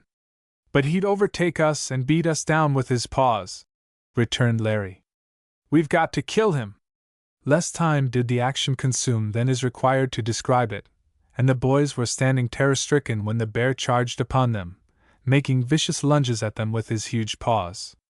Roused from his fright by the imminence of his peril, Tom raised his rifle, only to have it knocked from his hands by a swing of one of the bear's paws. Illustration: the rifle was knocked from his hand. "Drop down! Drop down so I can shoot!" yelled Larry as he saw the desperate situation in which his brother was placed. Instantly Tom obeyed, throwing himself to one side as he fell. But as the younger of the brothers dropped, the bear, as though singling him out for his particular antagonist, also dropped to all fours, and Larry's shot went over him. Horace, however, shot lower, and a terrible roar told them that the bullet had struck home. In the fury of his pain, the bear seemed to think that the boy lying flat on the rocks was the cause of his suffering, and, with mouth distended, charged upon him. In a frenzy lest they might not be able to save Tom, Larry and Horace both fired. At the impact of the bullets, the bear rose on his hind legs, swung wildly with his paws at the steel barrels that were pouring the terribly painful things into him, and fell prone, the huge carcass missing Tom by less than a foot. Chapter 17 Lost. From the moment when his brother had cried to him to drop, Tom had kept his eyes on the bear, and when he saw the beast plunge forward and realized that it was dead, he leaped to his feet, his pale face telling of the awful strain under which he had been. The reaction from their excitement made Larry and Horace tremble, and for the time, they could only look from their companion to the carcass of the bear, too unnerved to speak. Tom was the first to recover from the fright, and he thanked the others for what they had done. "Let's not talk about it," interposed Larry. "The thing for us to do is to get out of here lively. The reverberations from those shots are echoing yet. The raiders must have heard them, and they'll know someone is on their trail, so they will either come back to see who it is or else hide to waylay us." Tom and Horace were perfectly willing to give up following the trail farther, and all three were retracing their steps when the elder of the chums cried, "The rifle! Tom, you forgot to pick up your rifle. Which shows I was some scared." And he smiled apologetically. "But it's a worse one on Larry and me," protested Horace. "There's some excuse for you. But the bear wasn't charging us." "Oh, well, there's no harm done," returned Larry, pleased at the spirit Horace's words showed. "We can go back and get it. It's a mighty good thing, though, that we thought of it before we reached the ponies. From the looks of the sky and the shadows, it won't be long before dusk, and Mr. Wilder told us night comes quickly in the mountains." Ere Larry had finished speaking, they had started back to the scene of their encounter. Yet when they reached the spot, Tom's rifle was nowhere to be seen. In dismay, the boys looked at one another. Already the mountains were turning purple-black in the twilight, the shadows transforming the trees and rocks into weird figures. "Perhaps it's under the bear," hazarded Horace, his low voice evidencing the awe which the silence and the surroundings inspired in him. "Then give a hand while we move him," commanded Larry.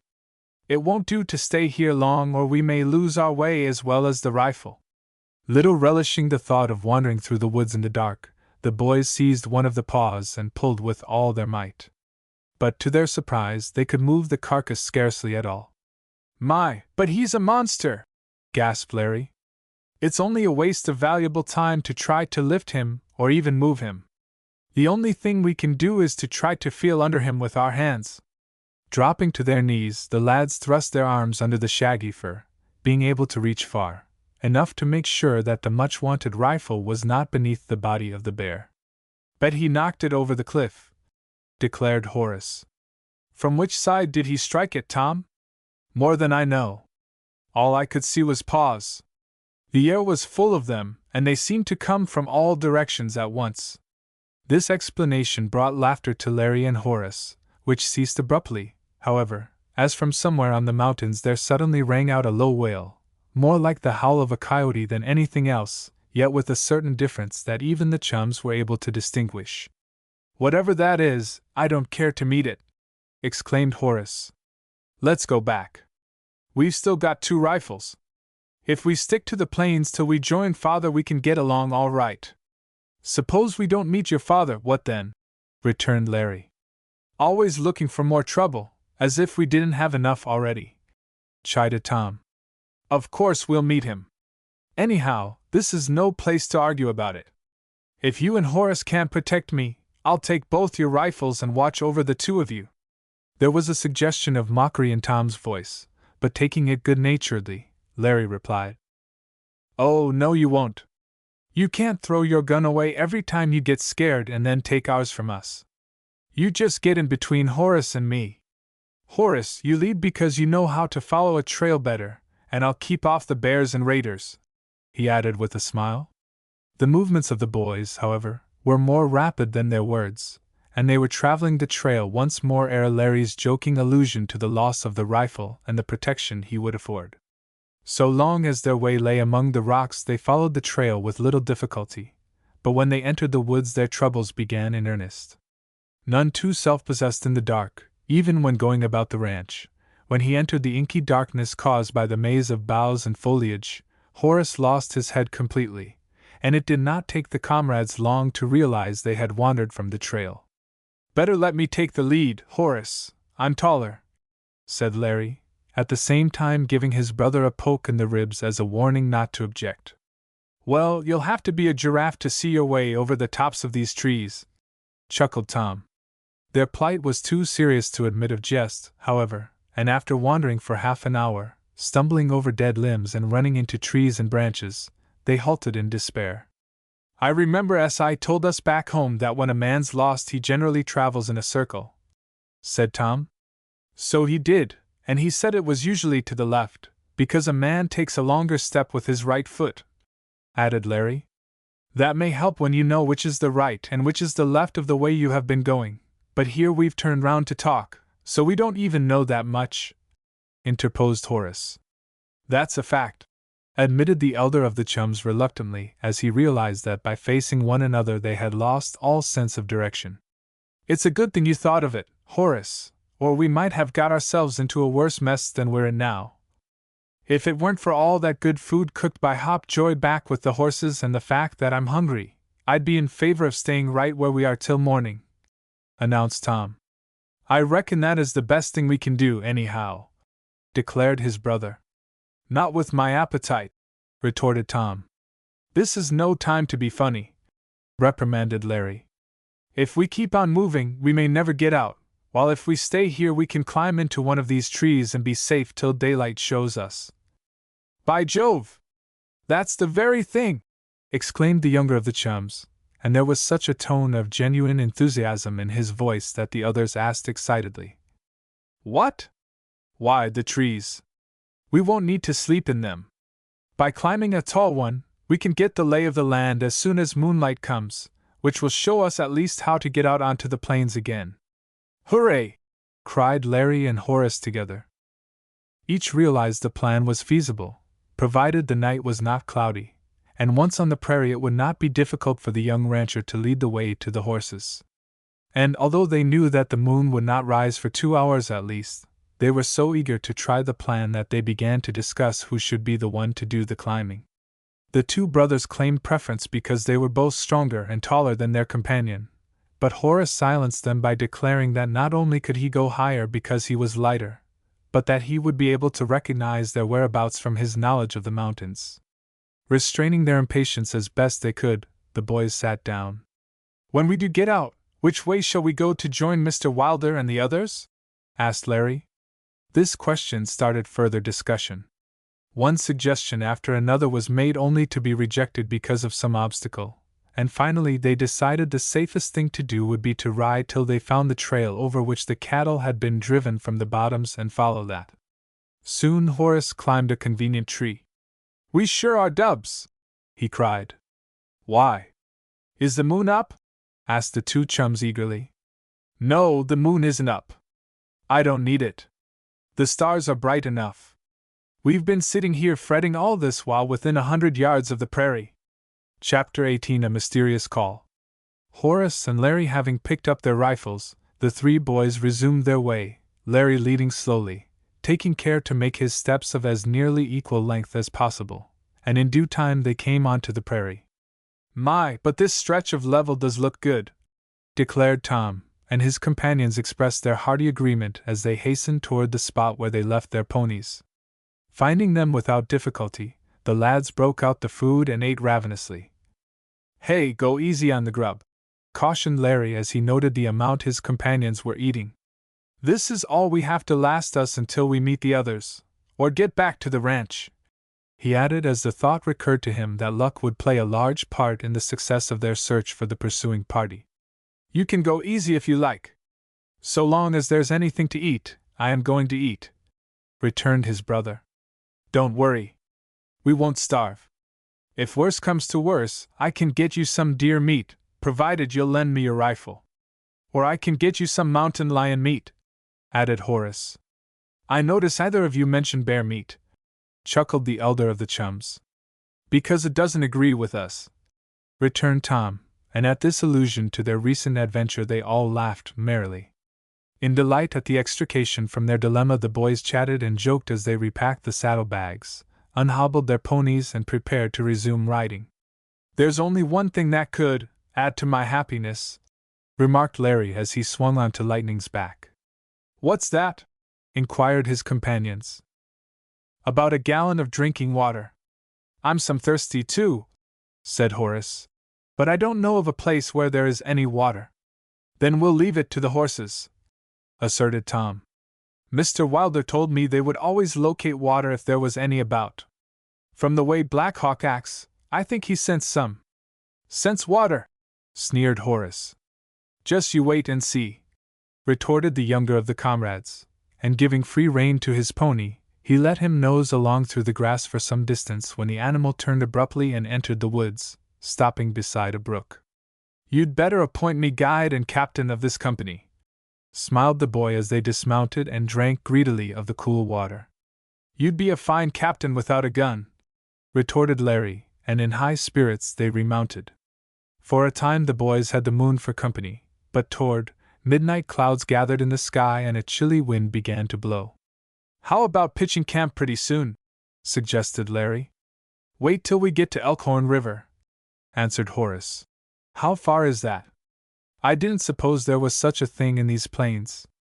"Oh, I should say it was 15 miles from here," returned the young rancher. "It isn't much of a river, but it's better than none. Wouldn't ride 15. Hello!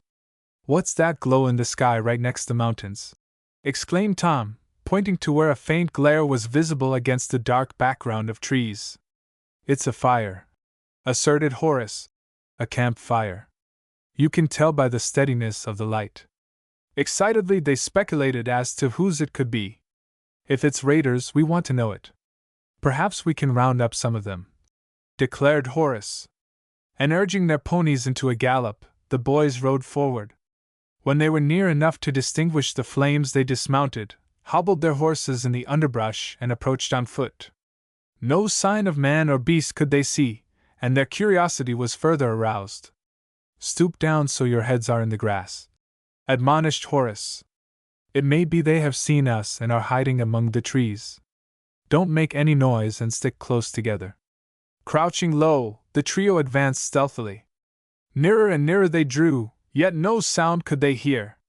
Consumed with curiosity, Horace suddenly stood up, determined to learn if any one were sleeping beside the fire. Yet no sooner had he risen than a command rang out. "Throw up your hands." The two brothers, ignorant of their companion's action, gasped at the words. But Horace let out a whoop of joy. "Hooray! It's father and the boys!" he cried so loud that instantly a dozen figures bounded from about the fire. "Well, if it ain't them kids!" ejaculated Pete, who had been on guard. "It's lucky you recognized my voice, Horace." By this time Tom and Larry had straightened up and all three were hastening toward the campfire, thinking only of their good fortune in finding their friends. "Horace, what does this mean?" demanded his father sternly. "I told you to stay at home, and yet we haven't been gone but 24 hours and you come tagging along." But the severity of his father did not dismay the young rancher. Looking straight at him, the boy hastily told of the ride to the pool and the discovery that more cattle had been driven away. The information excited the cowboys greatly, and emphatic were their opinions of the daring of the thieves in making another raid and within a few hours after the men pursuing them had set out. "They probably were watching us all the time," asserted the owner of the 3 Stars. "Probably," agreed Mr. Wilder. "But what have you boys been doing since you learned of the raid? You could almost walk your ponies from the pool to here in all this time." Before any of them could reply, however, a long, low wail rang out. Surprised, the men glanced at one another. "That sounds like a coyote, but it ain't," asserted Pete. Again the cry broke on the air and was repeated twice. "Why, it's the very same sound we heard in the mountains!" exclaimed Larry. And his companions confirmed him. "The same cry you heard in the mountains?" repeated Mr. Wilder. "Yes, sir." And in a few words the elder of the brothers related their adventures. "Then it's a signal," declared Pete. "You boys have been followed. It's a mighty good thing we were camping here. Those cries came from the plains. Meb, it's the thieves going for more cattle," declared Sandy. "We'll find out what it is. Everybody to horse," commanded Mr. Wilder. "Pete, 3 or 4 of you go with Horace and the Aldens to get their ponies. We'll ride up and join you." Chapter 19: A Terrible Plot. Quickly the men ran to the woods where they had concealed their ponies, unhobbled, saddled and mounted them, riding along till they came to where Pete and the boys were. "Which way shall we go?" inquired Sandy when all were in their saddles. "That cry came from straight ahead of us on the plains, according to my judgment." Pete and the other cowboys agreed with him, and trusting to their sense of direction, the owner of the Half Moon said, "Then we'll ride due east. Spread out abreast. The more ground we can cover the better. But don't get too far apart," interposed the rancher from the 3 Stars. "Keep close enough together so you can see the man on your right." Rapidly were these commands given, and within 15 minutes after the mysterious calls had startled them, the 23 horsemen were advancing over the prairie, eyes and ears alert for sound or sight of the men who had uttered the signals, the 2 eastern boys and Horace riding between Mr. Wilder and Pete at the southern end of the line. But for once Sandy's ears had played him false. Ignorant of the psychological fact that only when a man's head is turned can he correctly judge the direction of sound, it being impossible to distinguish between a sound coming from directly in front or behind, the foreman of the 3 Stars ranch had been deceived because he had been looking straight ahead out into the prairie. And instead of riding toward the men who had roused them by their cries, each bound of the horses was carrying them farther away. When Larry and his companions had met the bear, the 4 raiders with the cattle Jeffries had seen were only about 2 miles in advance of them.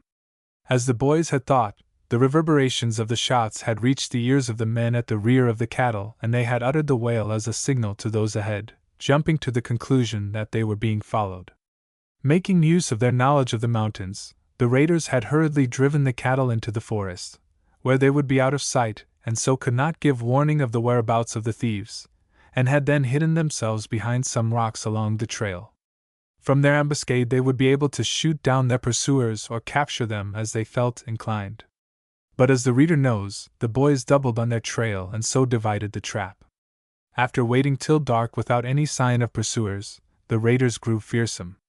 "We've got to find out for sure whether it's somebody on our trail or just someone that is hunting," declared one of them, who, if the 2 brothers could have seen him, they would have recognized as Gus Megget. "Considering we've waited more than 2 hours and no one has showed up, I say we ought to push on to the load, Gus," asserted another. "How can we drive cattle over this trail in the dark?" growled the chief of the raiders. "You ought to have more sense, seeing the trouble we've had to get them as far as this in the daylight. So long as we can't drive, we might just as well go back and find out who's been shooting." Realizing that it was futile to urge their leader to change his mind, the other raiders sullenly acquiesced, and emerging from their places of concealment, went into the woods to get their horses and were soon riding stealthily back over the trail. Though they dared not refuse to go, the men, however, were not backward in expressing their disapproval of the move, declaring that they were tempting disaster by returning when they had made so successful a start. But Megget paid no attention to their grumblings, and soon his companions lapsed into silence. Fate, however, which had saved the two brothers and the young rancher from stumbling into the ambush, was still favoring them. For when the raiders reached the edge of the prairie, Megget ordered a halt that they might eat, and when again they resumed their ride, the boys were far on their way toward the spot where they met their friends. Not long did it take their pursuers to discover the place where the three had eaten and then to find the direction in which they had departed. "What's the use of following any farther, Gus?" demanded one of them. "So long as they have ridden to the south, and there are only 3 of them, anyhow, we are in no danger."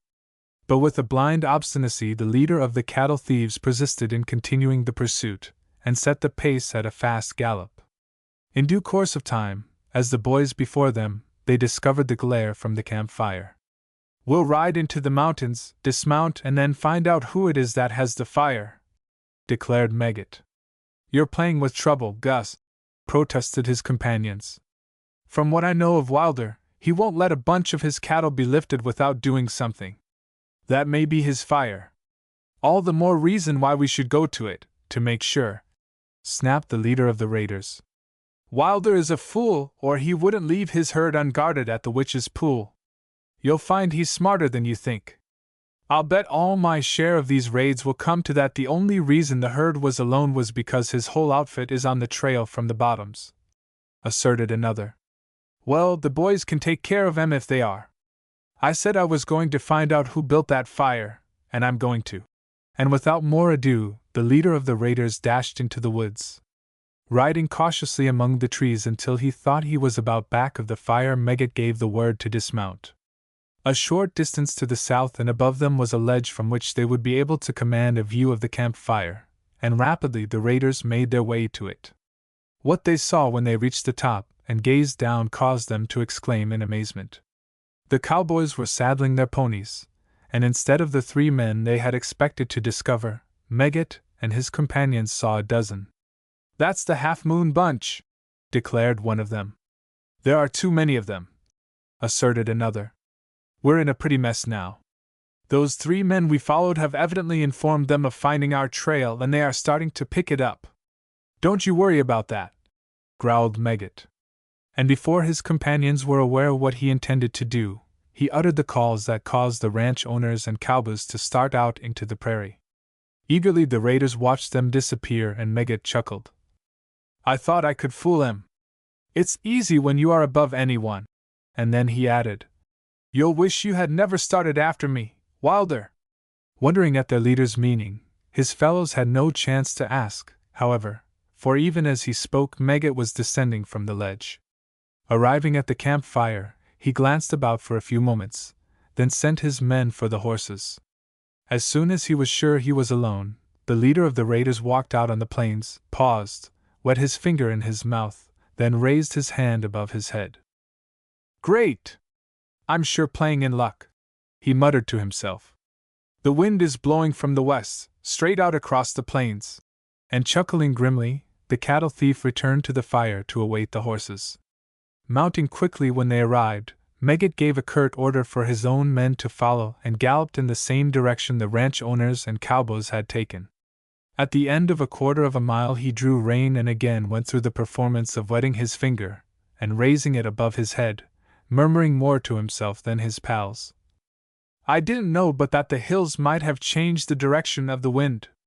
Here you," he added, turning to his men, "2 of you ride a mile up and squint it, and I'll ride south. When I give the call, fire the grass and then ride for the trail and drive the cattle to the mine. I'll cut across and warn Vasquez and the others." Chapter 20: The Prairie Fire. As his men heard the words and realized their significance, they glanced at their leader and then at one another. Yet none of them moved. "Are you deaf?" roared Megget. "Do as I say, and lively. Squint, come with me." And clapping spurs to his pony, he dashed southward. Fearing to disobey, the 2 raiders delegated to ride to the north started. But as soon as they were out of earshot, one of them said, "Megget can fire the prairie if he wants to, I won't. I'm none too stuck on cattle raiding anyhow, but when it comes to starting a fire that will probably wipe out the Half Moon outfit and perhaps even the herd, Bobby Lawrence balks. showing the white feather, snarled his companion. I warned Gus you wasn't any good, but he wouldn't believe me. You'll do what he says, though, as long as you're with Red Ike. Red Ike was a giant in strength, the bully of the gang, and Lawrence had seen too much of him to care to risk an encounter with him, so with a growl he said, All right. Lead the way. Not much. I'll ride beside you, so you won't come any tricks. But though Lawrence had appeared to yield, it was only as a matter of policy, and his determination not to fire the prairie was as firm as before. Yet how he could prevent it, he was at a loss to determine until suddenly he remembered that Red Ike had asked him for a match that afternoon. As the thought flashed through his mind that his companion had no means for carrying out Meggett's instructions, Lawrence put his hand to his belt, where he carried his tobacco outfit, and quickly unloosening it, let it fall into the grass. None too soon was his action, for even as he opened his hand to let go of the pouch that held his pipe, tobacco, and cigarette papers, Red Ike snapped, I reckon we've gone a mile. And as he turned to look back, the signal sounded, and in a trice he saw the flames, set by his leader, leap in the air. Quick, Gus has touched off, he cried, then added as he felt in vain for any matches, Gimme some of your fire sticks, mine are all gone. Suppressing the smile that came to his face at the words, for Lawrence bad feared his companion might have obtained a supply from one of the others, he replied, Can't. I haven't any. What? Roared Red Ike. You can't come any such game on me. You had plenty this afternoon. Hand them over, and be lively. As he spoke, the bully edged his pony closer to the other. Lawrence, however, only repeated his statement calmly. You won't gimme them, eh? Then I'll take 'em myself. And like a flash his powerful fist shot out, striking his companion under the right side of his jaw with such terrific force that it lifted him from the saddle. Springing to the ground, Red Ike roughly searched the motionless body, and when he found that the tobacco pouch was indeed gone, he realized the trick that Lawrence had played. For a moment the baffled raider glowered upon the man who had outwitted him. Then his attention was distracted by the sound of hoof-beats, and turning, he beheld the two horses racing toward the hills, having taken fright at the flames leaping over the plains. And never thinking of the man he had unhorsed, Red Ike dashed after them. Advancing cautiously, the ranch owners and their men were beginning to wonder if they could have mistaken the direction of the signals when they heard the call again. That's back of us, declared Pete. Instantly the others turned in their saddles, and as they did so the flames bounded into the air.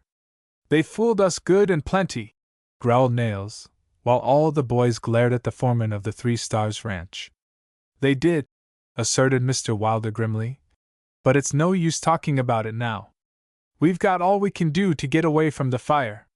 In terror the boy chums watched the flames spread as if by magic till in a few minutes a towering wall of fire was racing toward them.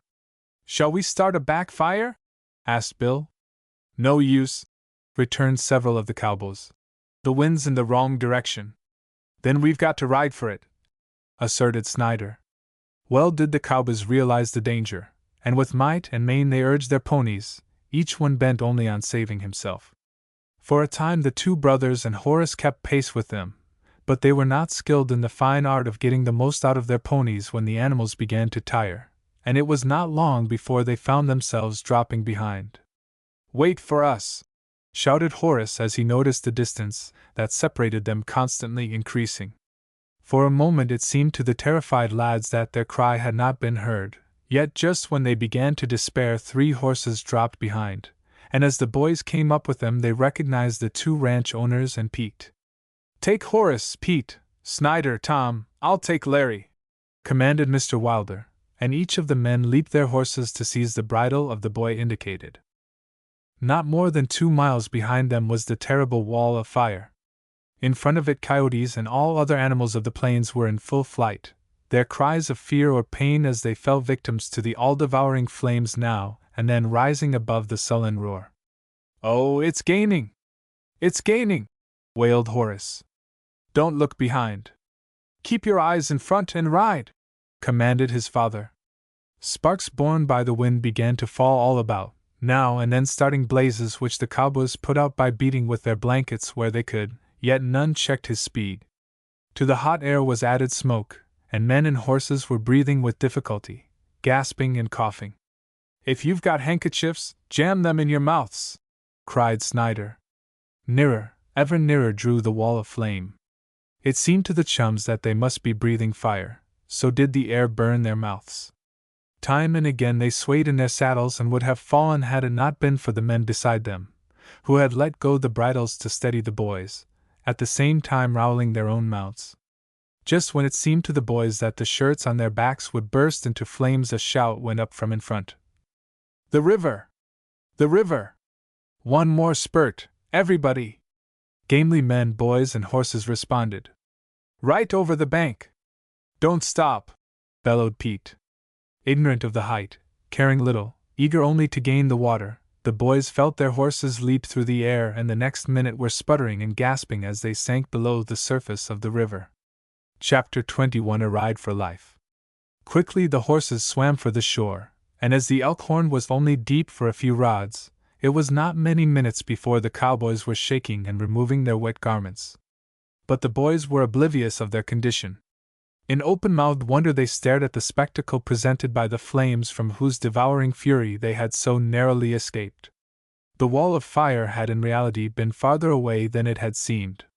For several minutes it advanced, the tongues of flames towering in the air. A moment the livid wall paused as it reached the brink of the river, while jets of fire reached out as though striving to clutch the men who had escaped. Then, seemingly bent on overtaking them, the flames leaped over the edge, devouring the brush and grass to the water's edge, where, loath to admit defeat, the flames flickered uncertainly and then died away, leaving nothing but a pall of smoke to mark their course of destruction. "They came mighty near getting us that time," exclaimed Pete, looking back over the still glowing plains. "Too near," assented Mr. Wilder. "But Meggett's men will suffer for this trick, never fear. They'll sure be surprised when they see us," chimed in the owner of the 3 Stars. "That's just it," returned Mr. Wilder. "Of course, they think we have perished in the flames, and when they see us riding in on them they will be so scared it will take all the fight out of them." None the worse for their experience, the cowboys were eager to be under way again that they might exact satisfaction upon the raiders for their unwilling flight. But Mr. Wilder curbed their impatience by saying, "It's all right to want to get on the trail again, but if we should start now, while the plains are still hot, we run the risk of crippling some of our ponies. We'll eat breakfast here and then in an hour I guess we can start. What do you think, Jim? It will be all right to take grub and we can tell about the ground when we've eaten." Fate, however, was still on the side of the ranchers, for while they were at their meal it began to rain. With a shout the cowboys greeted the first drops, but their masters grew serious. "This rain will make it mighty hard to pick up the trail," observed the owner of the 3 Stars. "But we won't need to search for it," interposed Tom. At his words all eyes were turned upon him, and Mr. Wilder voiced their sentiments by asking, "Why?" "Because I know the very place where Horace and Larry and I rode into the mountains. I thought I might want to remember it, so I broke off some branches and cut a half-moon in one of the trees with my jackknife." "That's all right, but why should we follow that trail?" demanded Bill. "The men who set the fire were all of how far, Horace, from Tom's trail?" And he looked at his brother. "A good 20 miles. Why should we ride 20 miles when we can start right in at the hills back where the fire started?" continued Bill. Some of the cowboys laughed at this seeming evidence of Tom's lack of understanding of the situation, but the younger of the chums had his good reasons, as he quickly proved by replying, "Because that is where they drove 50 cattle in. Mr. Jeffries said it was a short cut. Besides, it stands to reason the men wouldn't have gone that way unless the trail led to the mine where they could join the rest of the gang. I may be from the east," and he glanced at the boys who had laughed at him, "but I'm not so much of a tenderfoot as not to know 4 men aren't going on a pleasure trip with a herd of 50 steers." "I reckon the kid is right," said the owner of the half-moon after the merriment this jibe evoked had subsided.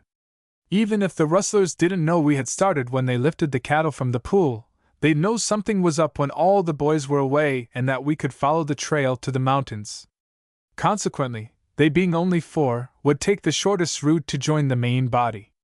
That argument would have been all right before the fire, Jim, but things are different now, rejoined Bill. Certain. But the difference is the raiders will take more time in driving the cattle and the thought that there's no one to pursue 'em till the fact of the prairie fire reaches Talopa. And then that bow-legged sheriff will set out, grunted Skinny. He couldn't catch a prairie dog. There's only one man I'd like to see on the job besides the bunch we've got here. Name him, cried several of the cowboys. Shorty Jenks. Why, that's our friend, exclaimed Tom and Larry. I don't know about his being a friend of yours, but there's nothing on 2 or 4 legs he's afraid of. And he's great on tricks. He'd think up a scheme in no time to land Maggot. I think Tom's idea is the right one, said Mr. Wilder.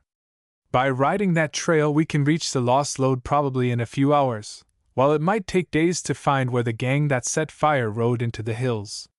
This rain has cooled off the ground, so we can start right away.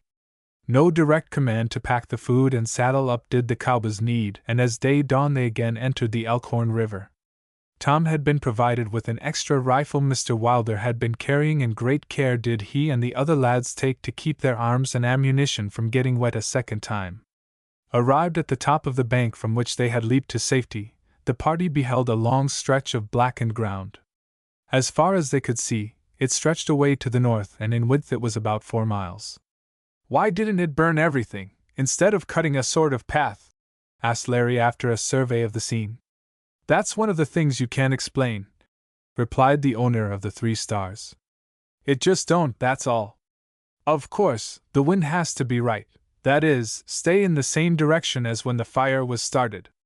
And when it does you can count on the fires following pretty close to its lines. You see, this one was set in a sort of semicircle, with the ends burning toward one another. If you want a fire to spread, start it fan-shaped. There's one way the fire helped us, said Horace. We can travel faster than we could through the grass, and it doesn't tire the horses so. Just another proof it's an ill wind that doesn't do somebody good, quoted Mr. Wilder, smiling. Maybe, but I'd rather go without the wind than have another experience like last night's, returned the owner of the 3 Stars. Chapter 22 Lawrence's Plan. Realizing that they would be able to advance but slowly along the trail, giving their ponies a chance to rest, the men were riding a stiff lope. At first Mr. Wilder had insisted that the 3 youngest boys return to the ranch as soon as Tom had showed them the trail, but they had pleaded so hard, asserting they were entitled to accompany the pursuers because of their discovery of the trail, that he had finally consented, making the condition, however, that when they entered the hills the boys must ride next the rear, where in case of attack, they would not be in the brunt of it. Larry was following the edge of grass as they drew near the place where the fire had been started. As his eyes roved over the billowy plains, they suddenly were attracted by a peculiar furrow that seemed to run through the grass like a channel. For the moment he was tempted to call the attention of the others to it, and then, fearing their ridicule, decided to find out what it was first. Accordingly, he reined his pony to one side and was approaching the furrow when he was startled to hear a cry of delight. "I've got it! I've got it!" Hastily unslinging his rifle, the elder of the chums pointed it in the direction whence the unexpected voice had come and shouted, "You there, in the grass? Stand up before I count 5 or I'll—" But Larry had no occasion to complete his command. Unconscious that there was another soul within miles of him, the person addressed raised his head cautiously to see who had accosted him. "Stand up straight, I said," ordered the boy. As the fellow obeyed, Mr. Wilder, Pete, and the others, who had been almost as surprised at hearing Larry's words as the prisoner himself, dashed up, quickly followed by the cowboys. Intuitively each man felt they had captured one of the raiders, and without waiting for instructions, closed in on him in a circle, completely cutting off any chance for escape. "Who are you and what are you doing, sneaking along in the grass?" demanded Mr. Wilder sternly. "I'm Bobby Lawrence, and I was hunting for my tobacco pouch," returned the fellow, undaunted by the angry faces gazing at him. "That's the name of one of Meggett's right-hand men," declared Nails. "I found that out at Talopa." With no gentle hands 6 of the cowboys searched Lawrence, taking from him his pistols and a long knife. When their prisoner was harmless, Mr. Wilder resumed his questions. Who set the fire last night? If I play fair with you, will you treat me square? Demanded Lawrence. That depends, temporized the ranch owner. You belong to the gang that has been raiding my herds and last night tried to destroy us by fire. You can't expect much leniency from us under the circumstances. Still, if you give us any assistance in founding up Megget, we'll not forget it. Well, I'll do all I can, honest I will, Mr. Wilder. Don't trust him, Wilder, interposed the owner of the 3 Stars. When a man is so willing to turn on his pals, there's something wrong. See here, Jim Snyder, you keep out of this. I'm talking to Mr. Wilder, not to you. He's square. If it was only you, all your ponies couldn't drag a word out of me, snapped Lawrence. This retort angered the owner of the 3 Stars, but before he could say anything the proprietor of the Half Moon exclaimed. If you can give me any reason why I should believe you, Lawrence, do so. That's easy, returned the captive, and without wasting words, he related the incidents of the pursuit of the 3 boys, Megget's signals, the order to set the fire, and his own action that alone had saved the herd at the pool from destruction. In silence, now looking at one another in amazement and then at the speaker, the cowboys listened. That's a likely story, throwing your tobacco away, sneered Snyder. I believe it, announced Larry calmly. The only way I knew it was a man I'd discovered was because I heard him say twice I've found it. This confirmation of his words from the very one who had captured him gave Lawrence heart, and quick to see the advantage it gave him, he pressed it, saying, There, you see, I'm telling you straight. And everything else I've said is just as true. Why didn't you strike for the hills when you recovered your senses? Asked Mr. Wilder. You would have been safe there, both from Megget and from us. Because I wanted my tobacco. Whatever doubt was in the mind of the Half Moon owner as to whether or not Lawrence had been telling the truth was dispelled by this answer. Indeed, even the owner of the 3 Stars was convinced by the answer, and after a whispered consultation with Mr. Wilder, the latter announced, I have this proposition to make you, Lawrence. Your act in refusing to obey Megget, which beyond doubt has saved my cattle at the pool, shows you are not thoroughly bad. Therefore, if you will lead us by the shortest trail to the headquarters at the Lost Lode and help us round up Megget and his gang, I will give you a job on my ranch. For a moment Lawrence gazed at the ranchman as though unable to believe his ears, but the kindly light in Mr. Wilder's eyes reassured him, and he replied, Will I? Say, Bobby Lawrence knows a white man when he meets one. Give me a horse and I'll have you at the Lost Lode before dark tonight. Chapter 23 In the Mountains. Openly the owner of the 3 Stars objected to the proposition of providing the erstwhile raider with a pony. If we're going to trust Lawrence to lead us to the mine, we can certainly trust him with a horse, declared Mr. Wilder. Horace, climb up behind Tom and let Lawrence have your mount. Quickly the change was made, and again the party advanced. To think we were within 2 miles of meeting Megget again, exclaimed Tom as they rode along. I'm afraid we would not have got away from him so well this time. As he heard the remark, Lawrence turned and looked the boy over from head to foot, finally saying with a smile, So you are the lad Gus ran foul of up in Oklahoma? Yes, but my brother was with me. Which is he? The one who found you. At this information Lawrence threw back his head and laughed heartily. My, but that is a good one, he ejaculated when he had recovered from his merriment. You tenderfeet make a monkey of Gus and then capture one of his men. I'll let Gus know it was you who found me, if I never speak again. It will make him more angry than anything else could. To their surprise, the ranchers learned that the Lost Lode was only about 5 miles from the plains and that it was at the foot of one of the mountains, instead of high up in them, with a splendid valley where the cattle could graze close beside it. Why, I've ridden through that place at least twice, asserted Pete as he recognized Lawrence's description of the spot. But never a sign of cattle or mine have I seen. You noticed there was heavy woods on both sides, didn't you? Returned the former raider, smiling. Yes. Well, that explains why you didn't learn anything, though of course it might be that no cattle were in the valley when you struck it. This explanation only served to arouse the curiosity of the hearers the more. The woods are the thing, he continued. Every time anyone comes along, we drive the cattle into them, and no one would think to look for the entrance to a mine among the trees." "But how does it happen you have never been taken by surprise?" queried Mr. Wilder. "Because when we had steers in the valley we always kept a lookout. There's a cliff just above the mine from which a man can see the trail for at least 2 miles. "Then won't someone discover us?" asked Bill. "Not if we hurry. Every man jack of Meggett's gang is out on this raid. All we need to do is to get there first." "How about that fellow who was with you?" Bill inquired. "Won't he be on the lookout?" "Who, Red Ike?" "Not much. He'll be too anxious to tell Gus about me. He knows his chief was going to cut across to join Vasquez and the others, and he'll follow. They'll be so tickled at the thought you all were lost in the fire they won't hurry much. Still, if we're going to round them up, we must get there before dark tonight. There's a spot just before you enter the valley where we can lie in wait and get them all." "No, that won't do," declared Mr. Wilder. "I want to capture them without resorting to firearms, if possible. While, of course, if it should be necessary, I would sanction shooting, I much prefer to take the men prisoners and turn them over to the sheriff and the law."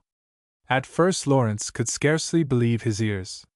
His creed had been force, supported by quick use of weapons, not law, and it seemed incredible to him that a man who had suffered from the raids of the cattle thieves should not take justice in his own hands when opportunity presented. But he suddenly realized that he was dealing with a new kind of man that he had never been brought in contact with, an honorable man, and his admiration for the owner of the Half Moon increased 100-fold. Some time, however, was required to reconcile himself to his new scheme of life, but of a sudden he burst into a roar of merriment. "We'll do it, and without a shot. Say, Mr. Wilder, it would break Gus' heart to think he was caught without any gunplay." "That's just it. Most of the power men like Meggett have is because of the fear the very mention of their names inspires. But I don't mean to preach a sermon. What I want to know is, how do you propose to capture Meggett without trouble? Wait till they are asleep. They'll have a celebration when they reach the mine, and afterward we can hog-tie them, and they will never know it." Without vouchsafing any comment, the owner of the Half Moon reined away from the strange guide, and, as Snyder joined him, discussed the situation thoroughly. The questioning of Lawrence, however, did not cease when the ranchmen left him.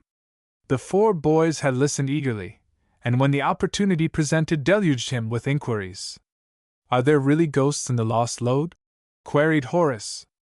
"None but very live ones," grinned the former raider.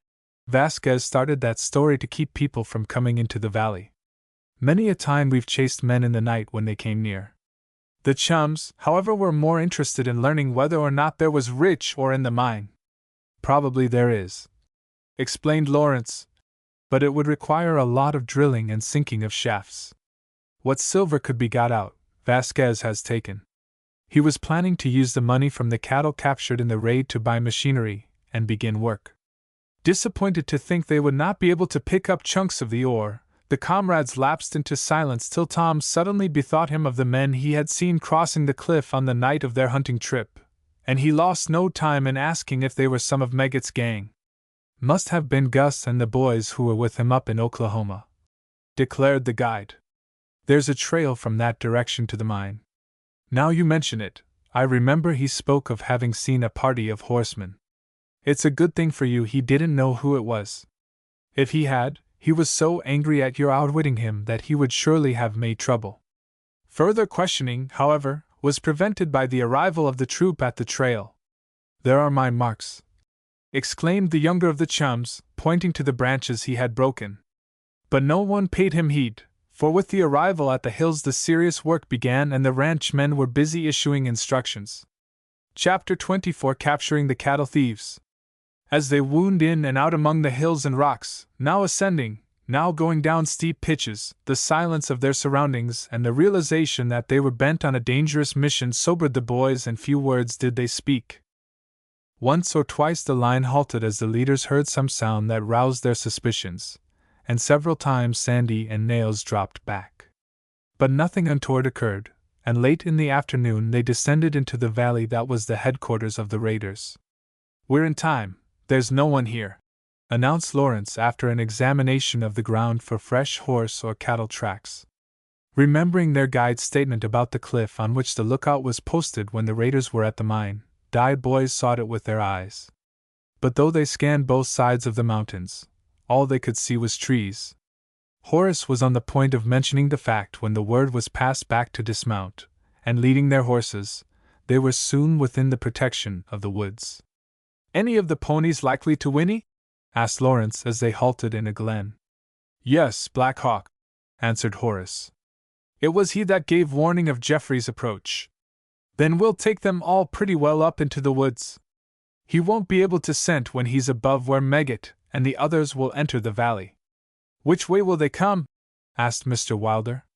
"The opposite end from the way we did," responded the former raider. "That's why I'm taking our ponies to a place on this side.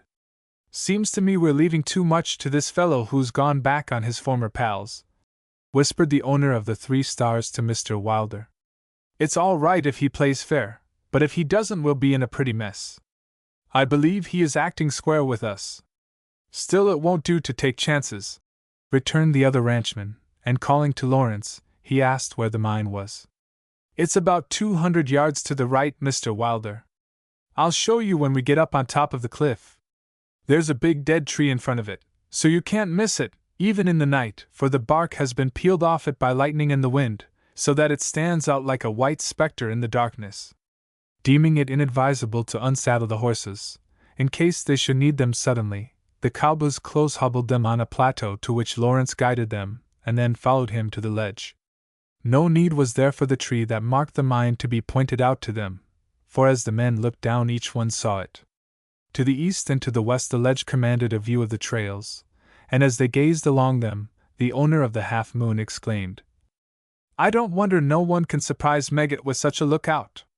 Why, it's practically impossible to approach without being seen by a man on guard." "The only time is at night," returned Lawrence. "And thanks to the loneliness of the place and the stories of ghosts, no one has ever tried to pass through or even come in at night while I've been with the gang."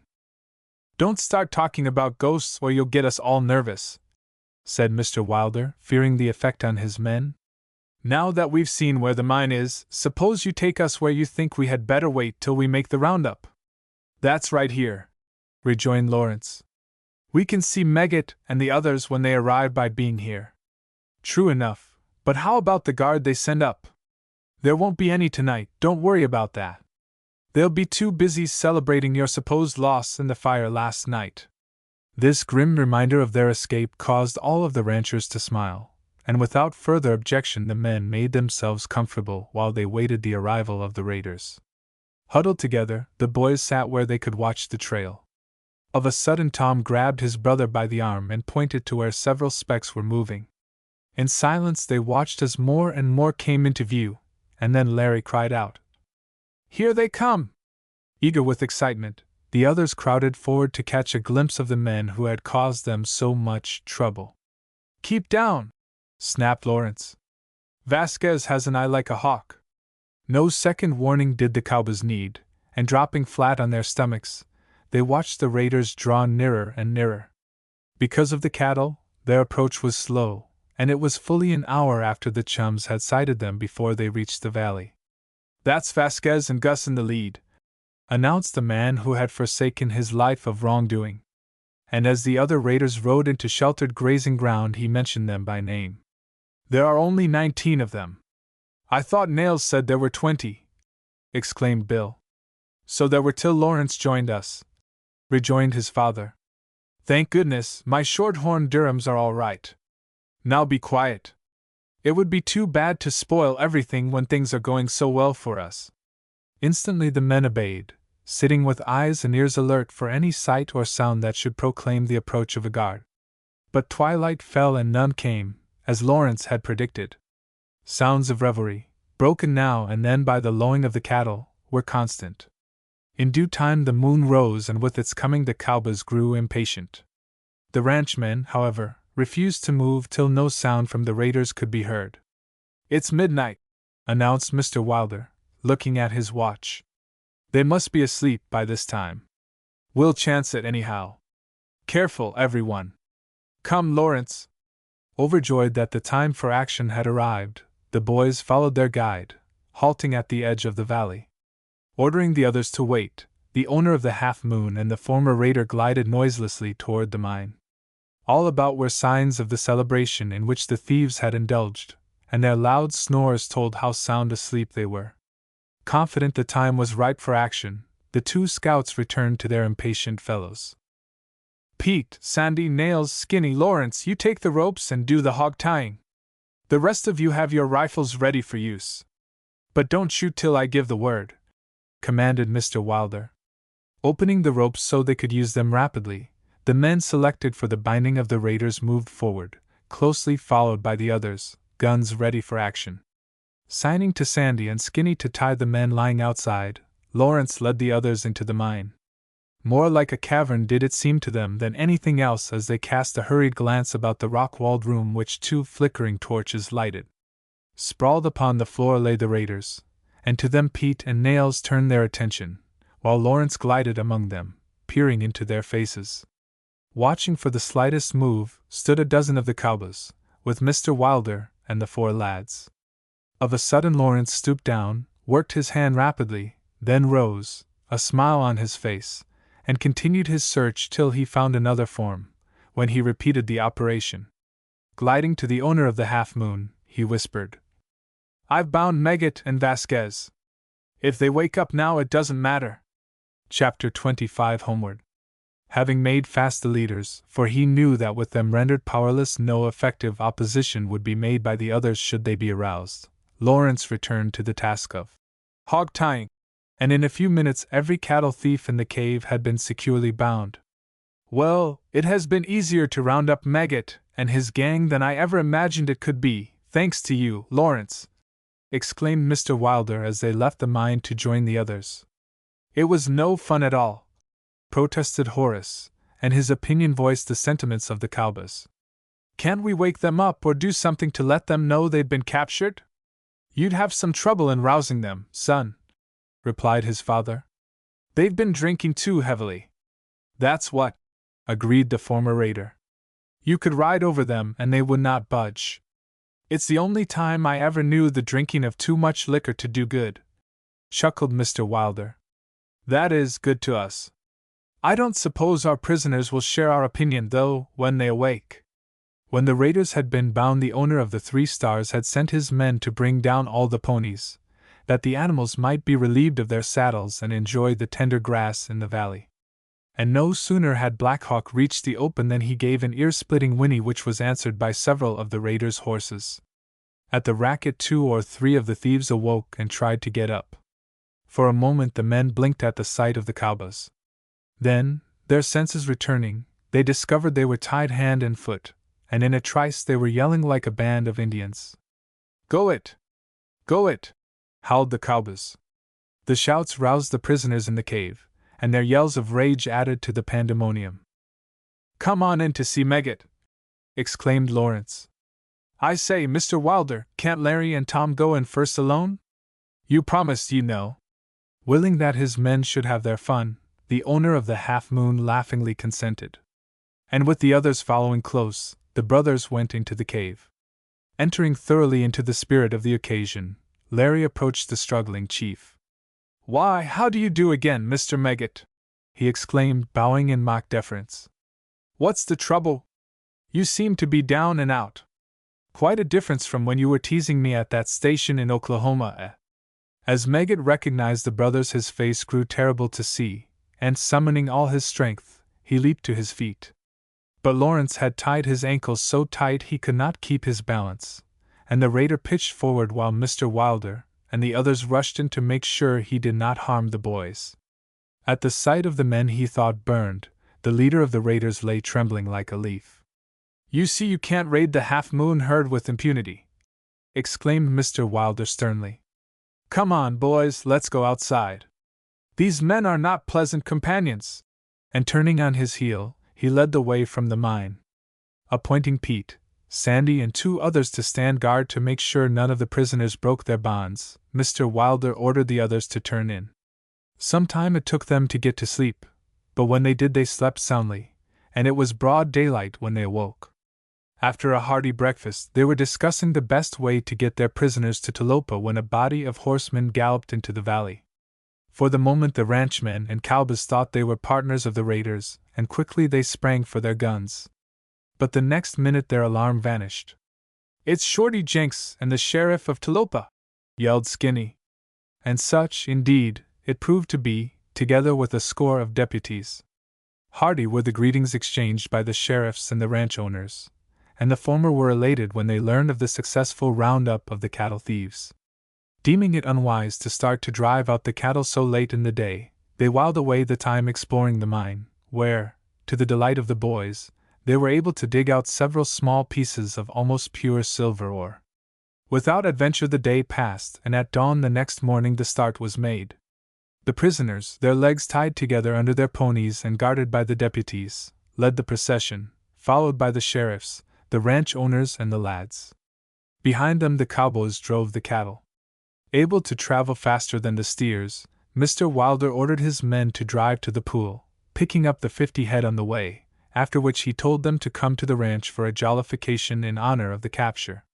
Reaching the plains in good season, the ranchmen and the boys separated from the sheriffs and, urging their ponies, arrived at the home in time for dinner. As they rode into the yard, Mrs. Wilder greeted all joyfully. After the flush of delight at their safe return, she asked about the raiders, clapping her hands at the information they had all been captured and were on their way to Talopa. "And now for some fun," said Bill the next day. With riding, hunting, and fishing the chums passed many happy days. At the trial of Megget and his pals in Talopa, Tom and Larry attracted even more attention than the raiders, but they bore it like sensible boys, making light of their experience at the crossing and never referring to it when they could avoid so doing. Upon the completion of the trial, with long sentences for the cattle thieves, from which fate Mr. Wilder's influence saved Lawrence, the brothers returned to the ranch. Great favorites with all the cowboys, they learned many a trick of roping steers and riding, and they were never so happy as when, together with Bill and Horace, they were allowed to pass a few days herding. Upon the return from one of these trips, Mr. Wilder handed Larry a telegram. Opening it, he read, "We arrived in New York this morning. Received $50,000 from Uncle Darwin. We shall expect to meet you at the Hotel Boswell in Pittsburgh Saturday.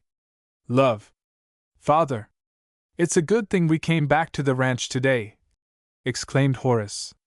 "Tomorrow is Thursday, and you'll be obliged to start then to reach Pittsburgh on Saturday."